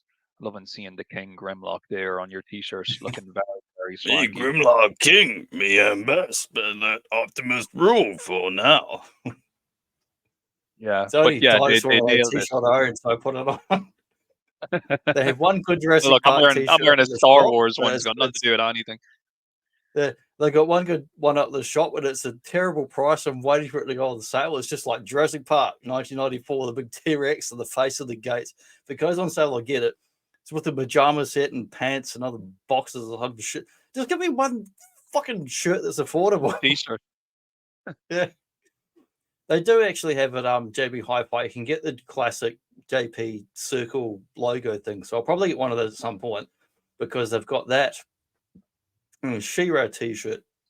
But I want She-Ra on the Swiftwind horse on the black background, not the white background, because it looks awesome. It looks all fucking metal. But I've got to get it on my size. And the problem with being a skinny bastard like me, who's 6 feet tall and very skinny, but I've done strength training, is that my shoulders and neck and traps have all gotten wider. So I don't fit in an underweight skinny t-shirt. I need like a tall, skinny, muscle-man shirt that actually fits. Otherwise, it's too tight. It won't fit on my head. The neck just rips it out like Hulk Hogan style. You just need to start shooting up steroids and buying everything in extra large. Oh yeah, oh yeah, brother. That'll solve all your problems. My butt cheeks. But it's a genuine problem, and we get really bizarre fucking shirt sizes here in Australia. We get genuine Australian sizes. Don't ask me what they are. We get US, UK sizes, and then we get odd sort of like Indonesian and Thai sizes, which is not to offend anyone, but most Thai Indonesian people are significantly smaller and narrower than your average Australian. So there's a whole bunch of different sizes of stuff in t-shirts stuff here. And then you've got big, like, barrel man, one-man gang size t-shirts that might fit him, but they look like a bloody man 90 if you put it on me. So it's hard to actually get stuff that fits here. Yeah, I do suffer from a similar body type, so I know the struggle. The struggle is real. Yeah, you get stuff that's either too narrow or too wide, or anyway. We'll move on. Going on to some Spinosaurus action. One of my all-time favorites, Mark Boba Hicks, Boba Joe Show. One of my all-time favorite photos I've ever seen from you on Instagram. And this is like, if you're looking up like best hits of like toy photos of Mark on Instagram, this is going to come up, man, because it fucking rocks. I'm glad you like this one, and I'm a big fan of that Spinosaurus, that toy, and we've already seen him in a couple of your pictures. You have the kind of beige brownie colored one. Oh, the beige, as Billy Collins talking about the beige. This one you see here is the kind of gray version. It was the first like release, the 80s metal version of Spinosaurus.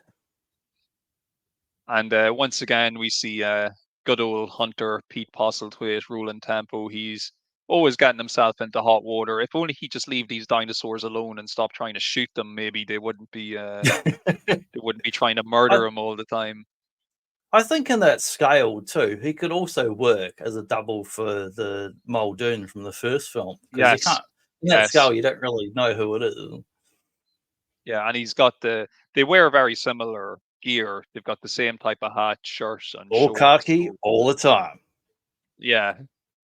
And yeah, that's that little Lost World vehicle that came in the set with Jeff Goldblum and the green T-Rex. I always mix these sets up. They go with everything. Once I open them up, I don't care what dinosaur, what figure came with what. They just get mixed up to whatever my liking whatever is. works for you that you're happy with is what matters.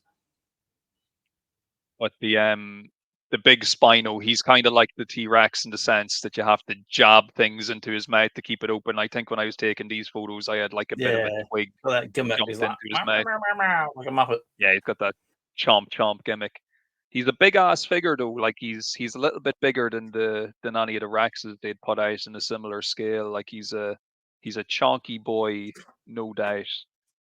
And but he's just another fine example of the great work Mattel are doing on these toys. Yeah, it's like you've got your Rex who's like this. Go that way. And then the Spino is just that little bit longer and like chunkier in the middle. And he's got the same gimmick with the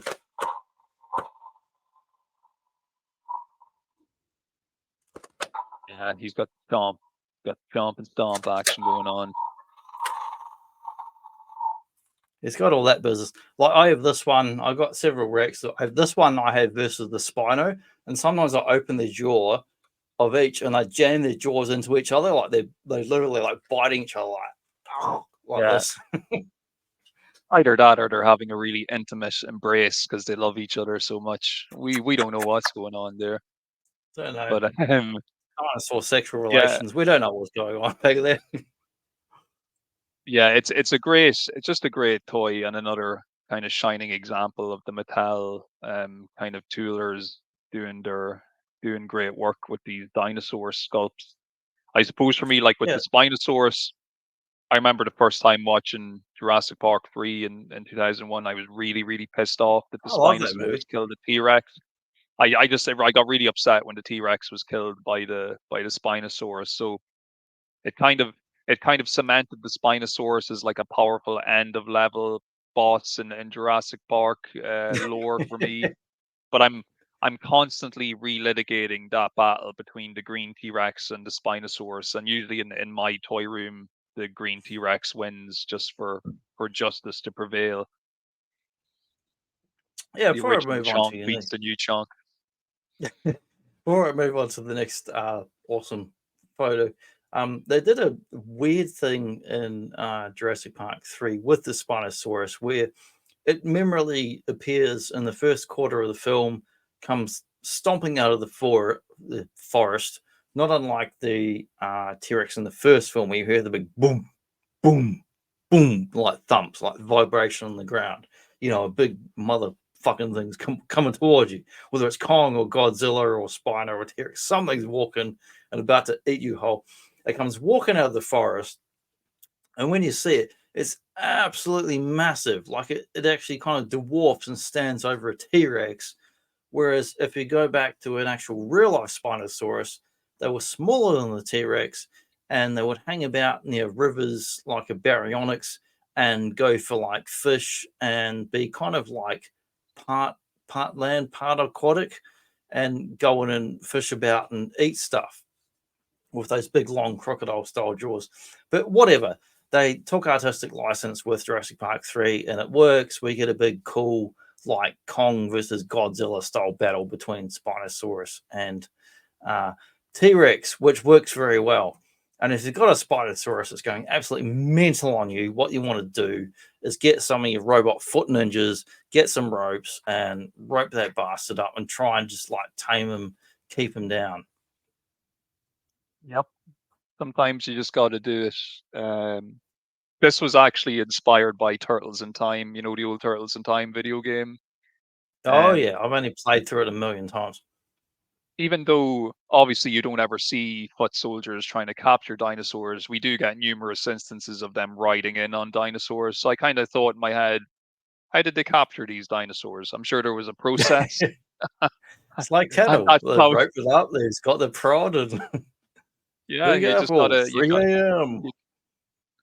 so it's like, yeah, let me see, 1, 2, 3, 4, 5, 6 foot soldiers I used to. I never had more than one. I had one foot soldier. That was it. That was my one. Very Yeah, foot jealous for soldiers this. were I like had all my these. they were like my original army building obsession. I went out of my way to get loads They of were the awesome vintage army builder, toys. man. Because I didn't give a flying fuck about G.I. Joe or other stuff. And like, I wish I could have army builded foot soldiers, but I got one ever. And it was actually a donation from a friend when I was 13. And I've been collecting them at 8, 9. By the time I got 12, 13, you go on as a mid high school, you're like, should you be thinking about toys? Well, I kind of still interested in them, but now we're getting into the comics. My friend who doesn't want them donated me a foot soldier. Never actually bought one. He gave me the only one that I had, and I never had any more than that. So I wish I could have had a whole bunch of foot soldiers like this. And when they brought out other ones like Super 7, BST and I went, the prices are shit. I'm not going to buy multiple those. Yeah. So I'm jealous of your vintage foot soldiers versus this wicked Spinosaurus. Getting slightly off topic, but since we're talking about it anyway, I've always Might been as well. of the That's our opinion style, man. when it comes to generic army guys, troop guys, whatever you want to call them, those figures should be cheaper than individual characters, in my opinion. They They fucking be should. they should be released with the idea that you're going to buy multiples, therefore it should be cheaper to Yeah. buy them. The 2-packs, 2 of the same figure, not 2-packs of like an army builder with some other stupid figure nobody wants, Marvel Legends of Nickel style. If I want an army of goddamn Stings, give me an army of Stings. Exactly. Give us what we want, you cowards. Oh, I think I don't know who's worse at. No, I'll start. Fucking Hasbro is the worst at it. they will release a figure they know is a goddamn army builder, like a Hellfire Club dude with the mask, with whoever, I don't know, White Queen or Wolverine or Sebastian Shaw, whatever. They'll release army builders all fucking day with other figures that are either you've already got 3 of the bastards or you've got none of them, and it's a character nobody gives a flying fuck about. And they are one of the worst at doing the army builders. Like, if I could travel back in time and buy vintage foot soldiers and vintage radiation rangers from Toxic Rangers with my pocket money, man, and just be like, I want all of these. I've got one Super 7 radiation ranger, and it will probably be the only one I ever get because it costs 100 fucking Australian dollars to get them, and which is at least 2 times the price they're actually worth at 40 or 50 compared to Marvel Legends, because the quality is dog shit and the sculpts are nice, terrible quality. But not worth it, not worth the price. But I just love my Toxic Crusaders, Ninja Turtles, so I'll buy those stupid fucking figures. But yeah, vintage foot soldiers who have that awful Masters Universe guy who came up with that shredder pose and the foot soldier pose. Like gorillas or something. Their arms are all long and weird. My spine's breaking in half. Yeah. But they're robots. But yeah, at least in the Super 7 one, they can stand up straight. Is the best I can say about them at crazy prices. But I fucking love this photo, man. Like, this is like, oh, sorry. I love this photo, which comes up on your Instagram, and before we're doing Boba Joe and all that, we've been, I don't know, grind friends and grind family and all that. The circle of jerking off toy friend, collecting toys and like, well, I've got this and you've got this. Whenever I see this photo, I'm like, oh man, this gets me in the fucking feels. Like a big goddamn Spinosaurus, Jurassic Park 3 style. You got Ninja Turtles, you got some Bloody Stone rocks. It's just, I love this photo so much. I think someday, I know we were speaking for a little bit before we recorded about doing the original Jurassic Park movie. It would probably be a worthwhile experience to talk about the third film someday as well, because we can do 1, 2, or 3 for sure easily, but we're definitely going to do next week.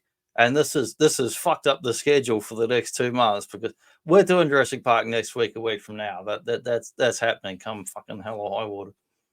There was so much kind of changes and revisions made to the third film before it was finally released. There's probably so many different ways the movie could have gone. Like, I don't know if you've ever read or heard any of the stuff. Like, there was originally like 2 Spinosauruses in one cut of the movie, and there's all sorts of, there was different endings originally shot for it, and it was going to be like a very, very different movie to what we got. So I do look forward to I do like the T-Rex on T-Rex fight number 2, but I will say I like Jurassic Park, the original film. I think it's awesome. It's if you follow the formula, if you're a film nerd or a Spielberg person, it's just Jaws with dinosaurs. That's the formula of it. It works very well. It's a fantastic fucking film. And number 2 and number 3, if you look back at film critic reviews and whatnot, they'll say it's this and there's that and there's other. But if you're just the person who likes dinosaurs and likes cool action movies, number 2 and both 3 are both really fucking cool films that are worth watching and still good fun today. I'll happily watch any old time. And Jurassic World that they rebooted many years later on, I quite enjoyed watching that in the cinema. Number 2 and 3, not so much, but I will still happily pick them up for bargain basement prices on Blu-ray or DVD or whatever, because I want to. It gets to the point where it's like we've got a reasonable premise and some cool special effects that are innovative back in the original film, and then we're doing sort of like generic sequels, but it's still reasonable worth watching. And then we're doing a reboot, which is engaging. I watched in the cinema, Jurassic World, and then we're doing the same kind of thing again. We're doing a 2 and 3. I was really hyped up. I was excited for them. They promised so much, but under-delivered in every fucking way. But I don't know. It's still, if you like special effects and you like dinosaurs, they're still worth watching, even though even the lesser sequels are still enjoyable. despite the not being objectively good films in any way. You still get to see dinosaurs and people being eaten and chased by dinosaurs, which is what you need at the end of the day. You go from like Jaws. Like Jaws is a cool film with a cool monster. As the original Jurassic Park, cool film, cool monsters, dinosaurs. And the sequels, it's like, well, it's like watching later Kong or Godzilla versus Kong films, where it's like, okay, all the human shit, just fast forward past it and watch the cool bits with the fights and dinosaurs and the people, and you can enjoy it. But the bits in the middle is shit. Yeah. The Jaws sequels know all about that. 3 and 4, Jaws my 3, God. Jaws underwater, Jaws 3D, Jaws Marty McFly. Jaws on land. Jaws online all the time. Speaking of Jaws, who have got some Spinosaurus versus some T-Rex action. Beautiful. And once again, that Spinosaurus mold, just a beautiful, beautiful mold. Just love his entire kind of posture and the way the arms are sculpted. He's just a great, great looking toy. Yeah. He's got the physique that's unique. He's got the little arms that are bigger than a tiny, tiny T-Rex useless arms. And he's got that crazy long croco jaw with a sail like a Metrodon, tail for balance. He's just like an ultimate fucking predator, man. But I mean, I don't know. It's a tricky one. Like, it's a fun like Jurassic 3 homage where you got Spino versus T-Rex. T-Rex has got the bigger jaw, your Jaws style chomping jaw that's got like how many pounds of force, I don't know, but it's a fuckload of force. And then right behind that, it's got this meaty fucking Hercules WWF neck. And then he's got this Yokozuna round body that kind of rounds him out. And so it's a really tough call if these two were to fight. I mean, T-Rex is going inland. He's going after some herbivores and whatever else. Spinosaurus is probably going middle to ocean ground, getting fish and whatnot. But if they actually fought, who knows? Because I would say like Spino's like an Olympic gymnast. He's more athletic. He can leap about. He's got like more mobility in those hind quarters and that undercarriage. Whereas T-Rex is like a fucking tank or ram man that if he charges at you and if he gets you with those jaws, he's just going to grab you and break your neck and snap you in half. So it's a really fun battle. It's really is like a Kong versus Godzilla or Godzilla battle. Yeah, I think at least as far as the Jurassic versions of these dinosaurs are concerned, and you do notice it when you watch Jurassic Park 3, how when the Spinosaurus does eventually get the upper hand on the Rex, it's really because of his arms. The Spinosaurus is able to actually grab the Rex's neck to break his neck, isn't he? He's actually able to twist it. Whereas poor little Rex, he only has his little stumpy arms. He can't do that type of stuff, you know. Well, Mark, the Spinosaurus, it's good for business. It sells. Yeah, Spinosaurus has definitely been hitting the Ico Pro and getting those arms. He's been hitting the Ico Pro. He's got those arms, and he's a contender. And this match versus the ultimate T-Rex. But coming up next is a Velociraptor versus Ryu Street Fighter. Yeah, so this Velociraptor is from the Amber collection, which is like the 6-inch scale collection. I don't think it's like the Hammond collection, extra paint, extra articulation, high price, but worth it in my book. Oh yeah, and I have to say I was delighted. I was gifted this Velociraptor from our good friend Gojitron. KARL Gojitron, absolute legend. Done a couple of shows with me. We talked about Hulk and whatnot, and we'll be doing. Okay, it's not exactly planned out yet, but loose plan over the next 6 months. We're going to do a talk on Marvel Comics, but not superheroes, Marvel licensed comics of the 70s and 80s. And down the track after that, I'm going to do, my plan is to do a Gojitron Godzilla or Gojira talk, because he's like one of the ultimate authorities on Godzilla, as well as Great Jim, of course. And I'm a novice in Godzilla films. I've watched the first few. I've watched the modern ones, the Legendary, all that bullshit, Bryan Cranston, other stuff that puts you to fucking sleep. And then I got to the other ones where some battles happened. But I watched the original Godzilla films as a film nerd in black and white and enjoyed the hell out of it, just like King Kong. But over the next few months, I'm going to watch the original first 30 Godzilla films and spin-offs and Mothra and whoever else. There's a whole bunch of films that spin off of it. Going to watch those films, and when I'm educated enough and when I've leveled up enough, then I'm going to do a Gojitron, Godzilla, or Gojira talk when I'm actually educated enough to actually fucking do it. You're doing your research before you jump into the deep end with the expert. But I'm not rushing it. That's like 6 months out.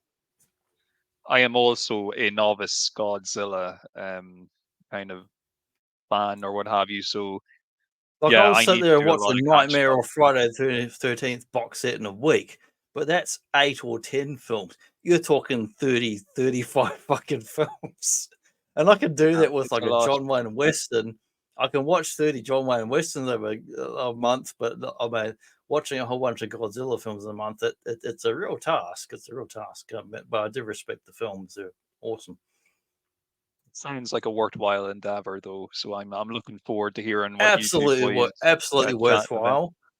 I know you in the early days of the old Grind family with Gojitron and Grind Jim and other guys in Godzilla. I'm going to talk one of those motherfuckers down the track, but I'm going to watch those films because I'm not going to talk about it without having watched them because I don't know shit. Got to watch the films first. No, and it's good. It's good. It's a good excuse to go and actually either watch for the first time or revisit something that, it's good to have a reason to actually go and watch these things instead of just binge watching them for no reason at all. I agree. I will binge watch nonsense things for no reasons, like a Scooby-Doo or Scooby-Doo versus Batman and whatever. Doing these like talks online with yourself, Boba Hicks, Mark, and other friends, other grind friends, and whoever, whether it's I don't know, Zazel or Goju trying to what's because we're going to do next week one John Wayne Western thing with Zazel, where it's like his favorite John Wayne films, and I've been tracking them down like a bounty hunter or like a laser ninja, trying to get him into a corner and say, I want to talk to you, motherfucker, about Western films. I know you like them. I know you like those Western films. Let's talk about them. But he's agreed, and we're going to do it. He's mentioned me. I'm mentioning him right here, right now. And next week, we're going to talk about John Wayne Western films, his favorite ones. Not like we're doing our favorite Jurassic, Snark, Hasbro, Mattel, whoever else in between toys right now. Yeah, no, definitely something to look forward to. I'll be keeping a keen eye on the YouTubes to hear your Western talk. And between now and then, there'll be some other absolute nonsense. I promise. Some of those nonsense little 3-minute ones. Did a couple of the ones in the yard yesterday. Wasn't too bad actually for a Perth summer. It was, I don't know, it was 25, 30 degrees. We didn't have 40-degree days. And this is one of those ones where I was trying to go for the old Brachio, first Jurassic film, walking up, climbing up on the trees on its hind legs, eating the leafy greens. And I don't know if it's succeeded in getting that scene, but I went for an overall feeling of it. And, the nice thing about this is it's got the little minor articulation of the jaw, so I could actually open it and put a leafy green in there, which is from a crazy vine that grows all over the bloody place here. But I'm pretty happy with this photo overall, as far as being a beautiful Mattel toy, which is 2 hollow shells pressed together like that, like a model kit, like a really $10 model kit that we were selling for $100, $150 bloody dollars. It looks pretty good. I'm happy. It looks with really good. It looks and I do think you've captured this moment beautifully. I do get the vibes of a Bracky munching on some nice leafy veg there to keep his big gigantic body moving. I love it. He's I like a absolutely love it. giant cow, really. He's like a cow. He's got to munch. He's got to munch all day to maintain that bloody body and mass.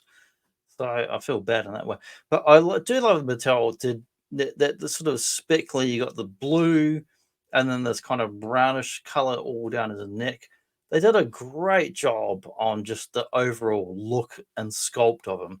He's hollow as fuck. Or the whole mid of him is completely hollow. And there's not a knock against him. They did it on a certain budget and look, but the figure balances really well. And I chased this figure for several years, for 2-3 years. And when I finally got it, I was so happy to get it, man. I was fucking ecstatic when I got this figure.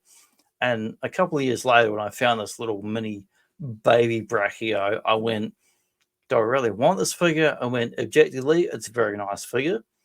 It tied in with that CGI animated kid show, as I forget the name of it. And it looks beautiful. And I went, I'll get him, chuck him with the big Brachio mama or papa, whichever. And it looks great. It does. And yeah, like I was saying earlier, it reminds me a little bit of Littlefoot from The Land Before Time. Littlefoot. He's got that kind of look. But yeah, before great little. And it's like with the Stegos earlier on. I just like seeing these kind of little family dynamics at play, where you've got the parent and then the infant alongside. It's just a nice little moment to recreate with your toys. Yeah, and I do think that's a strength of the modern Mattel dressback dinosaurs. Not to take anything away from the original Kenner ones, was absolutely fantastic sculpts, worth collecting if you want to get into them. The modern Mattel ones, I love the sense of scale, because I didn't have, as a kid, I had a couple of random Transformers. I had Battle Armor He-Man, I had Whiplash, and then I had a figure that to this day I still call Dirty Skeletor. And like, what does that mean? Is that some kind of like weird tantric sex act or something? I'm like, no, I found a Battle Armor Skeletor in a park considerably far from where I went as a kid from my school. And some kid had left it and didn't come back for it. So I'm guilt-free as far as I picked it up and I found it for free. But it was beat up and beat to shit. And I called it Dirty Skeletor. And if you want to go on Urban Dictionary and look up Dirty Skeletor, I've entered it and it's still there 3 or 4 years on. And is the official meaning of a Dirty Skeletor to in the Urban Dictionary, is it to what does a Dirty Skeletor actually mean? Oh, it's a sexual act so bizarre or so unsanitary that you don't even basically want to talk about. Wow, that's hardcore. But anyhow, it was just a figure I picked up at a public park for free that was beat up. The paint was messed up on, but the gimmicks, the rotating chest thing on Battle Armor Skeleton on He-Man, like you tap it and it rotates it. That still worked, which is kind of shows the quality of the Mattel bucks and figures. And again, it's on display here. We've got Spino, we've got T-Rex, we've got the Triceratops, Stego, baby Stegos. There's also, if you look just below the Spino, there's an Ankylosaurus, who's my next runner-up for awesome figures. I've got the generic one, and I do have the Hammond Collection one, which adds an extra articulation. Both of those, like, if you're talking like dinosaur greatest hits when you're like 5 to 10 years old, it's like T-Rex, Stegosaurus, Triceratops, Ankylosaurus, all of those kind of ones. And the last ones that look like here, they'll do you serious damage. So as a kid, you were just drawn towards them. Oh yeah, he's armored as hell. that armor, man. I always, even as a kid, I was thinking like, man, like he's a Vegosaur, but he's like a fucking tank. If someone wants to mess with him, all his armor, he's got the club tail, he's got the spikes coming out. If you want to mess with this guy, like you're like, well, I'm a big carnivore and I'm gonna come along and try and eat anything that lives, and I'm like, well, I'm a fucking Vegosaur. I'm gonna fuck you up and make you a hellish fucking day. Because I'm just an armored tank on fucking legs as the Ankylosaurus. But yeah, I love an Ankylosaurus, man. Like awesome dinosaur, wicked armor. Last image here we got Gallimimus. If you remember the original film, there was Gallimimus running, not unlike antelope or deer, running through the scene over the logs. And they did a scene where we had kind of carnivores and herbivores. It is a scene that was unrecreatable historically, going back to Jurassic, Triassic, and whatever else back in 65 million years ago. Because a lot of these dinosaurs, and if we just say thunder lizards or reptiles that lived a long fucking time ago, did not exist in the same period. They existed in many eras or generations apart, would not have been seen together. But that's the fantasy of the Jurassic Parks, is seeing these awesome thunder lizards together, but seeing them run across the plains and the grass together and cramming in a whole bunch of different dinosaurs together who would not have existed, but we're seeing them here for the purpose of the cinematic screen. That's what I was going for here. We've got Triceratops, Gallimimus, Stegosaurus, Spinosaurus, T-Rex, and you won't see it, but way up on the top was a little flying critter that I actually forgot about, left out in the garden for 24 hours in the Perth summer heat, and had to go back out today and bring it back in. And I was thinking, oh shit, man, is he melted? Like, no, he was still okay. So the plastics are not completely terrible. It'll be a lot easier to manipulate now that his limbs have gone all rubbery. Exactly. That's what I was thinking about. I walked out there, I was like, oh, well, he'd probably be easy to move around, but hopefully isn't melted or deformed. And he was fine. He'd been out in Perth heat for 24 hours and he was fine. Yeah, I love the little Gallimimus. I'd love to get one or two of them myself, because like yourself, I really did enjoy that moment in the first movie where they're flocking this way, I believe is the line that little Tim uses when they're for all the galloping Gallimimuses. Yeah, but I love seeing different dinos together. Not unlike deer or seagulls, or as a prey rather than predator creature, they go and they just take off across the land, jumping over the logs. Awesome bloody scene. And I watched the original, very first Jurassic Park in the cinema 2 weeks in a row because I watched it and I was so into it. I went next week. I'm going back, like on a Saturday after school. I was, 94. I was 14 years old. I went back and watched it again. And movies costed $5 back then. I do remember in the first session, it was completely packed. Every single seat was full. And I don't know how many seats were in there, but let's say at least 50. Every seat was full. And there was one guy who sat on the wrong seat. And the poor usher had to come in. He's like 13 or 14 years old and be like, oh, I'm sorry, I'm the nerd from The Simpsons and I've got to ask you to move to your other seat. And he goes, I'm not fucking moving. It was a really big tubby guy, like a Yokozuna size guy. He's like, I'm not fucking moving. And they had to seat the other person somewhere else and find it in the dark with the flashlight wherever the one random seat was, and 50 to 80 seats with empty space. Yeah, what a guy. He was 1/6 Triceratops. He was pretty much. He was a big tubby guy, and he just was like, I'm not fucking moving. Just for the sake of it. And I still remember it to this day. It made me crack up. And I felt bad as a kid back then for the usher trying to move this guy who did not want to fucking move. I still feel bad for him now. You still think about the guy. That says something about the impact that moment had on your life. Well, it was that movie. It was just a movie in general. Like I said, it was in a period where I would watch the movie. I was really into it. I was 14/15 years old. And I would sit through every movie to the end of the fucking credits, and I would actually read the credits and like the music and the sound and who was in it. And at some point, I was just like, fuck the credits, I'm out of here. I got shit to do. But at that time, I was sitting through all the credits and everything and just kind of laying back like a fucking soundscape. Like if you're listening to a 70s Pink Floyd album, man, you're just like, soundscape style, I'm getting into this. There's dinosaurs and there's shit going on and there's music. And I would sit back and just listen to all the credits and shit. But yeah, later on in life, I went, I've got shit to do. The moment it's done, I see those credits, I'm fucking out of here. I ain't got time for this shit. I don't have time to fucking die twice at midnight, you bastards. I'm too old for this shit. Too old for this shit.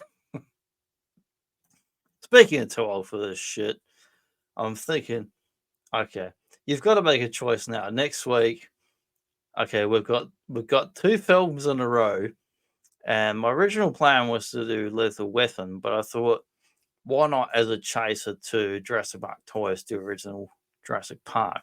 So I've got Jurassic Park and the very first Lethal Weapon, but you pick the order, and that's what we'll do. Let's keep on the prehistoric bandwagon and go with Jurassic Park. Yes, Jurassic Snark approves of that.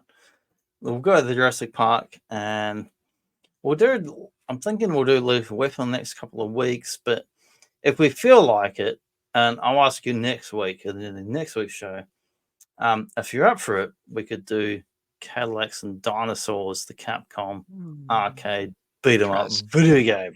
Be a fun chaser for Jurassic Park.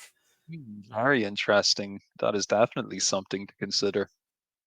Yeah, I'm going for theme months on this year. I've planned several out over the next 12 months. I've got a holiday month in December, Die Hard 2, Planes, Trains, Automobiles. October, we can do some John Carpenter Halloween style movies. And I've planned out some other theme months. What are we in now? January, February, March. March Mania. Basically, all fucking WrestleMania for all of March. And what we get to September, let's do September, all Starcade. Starcade, or we could do 50-50 split. Starcade, SummerSlam, half and half. I've planned out a whole bunch of theme months and other shit in between, which I'm going to send to you later after the show. And I hope people enjoy it, because we're going to do plenty more Boba Joes. Yeah, we got a shit ton of content coming your way, folks. So don't go anywhere. As long as the network don't pull the plug, we're going to keep putting it out there. The network ain't going to do nothing. And I've heard it here, right here, from the Grumpy Bear, who's like, yeah, you ain't doing nothing, suckers. Yeah. So we're going to do a metric. We're going to do a metric shit ton of Boba Joe that you don't know. And that's going to take us into the outro show.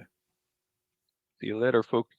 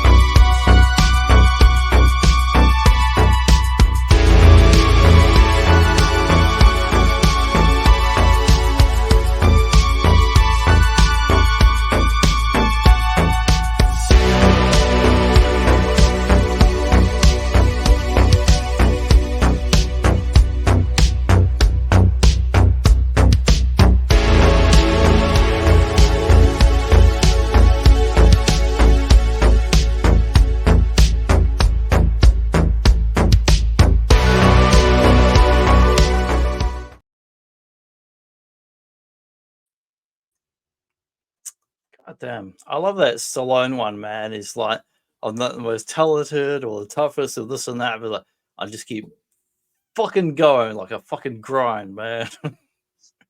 That's like my philosophy in life is like just keep getting up, doing shit day after day. You don't know what'll happen, you know, what's gonna fucking go on or what kind of bullshit, but keep grinding away and doing what you're doing and hope for the fucking best.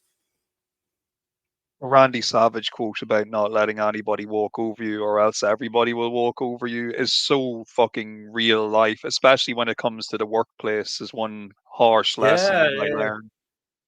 I experienced that firsthand all through high school and my early years in the 20s and early jobs and shit.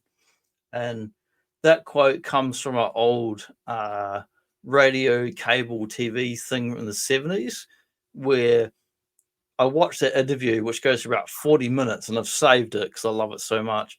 And when you watch that interview, he's not Macho Man. He's talking as Poffo. He's talking as himself in his own voice, and he's just being completely real all through the thing. Like no kayfabe, no nothing, which is very rare for that era. But like, I just fucking love realized that, something, man. Johnny. We're still recording. Oh shit! I'm sorry. I'll hit the end thing.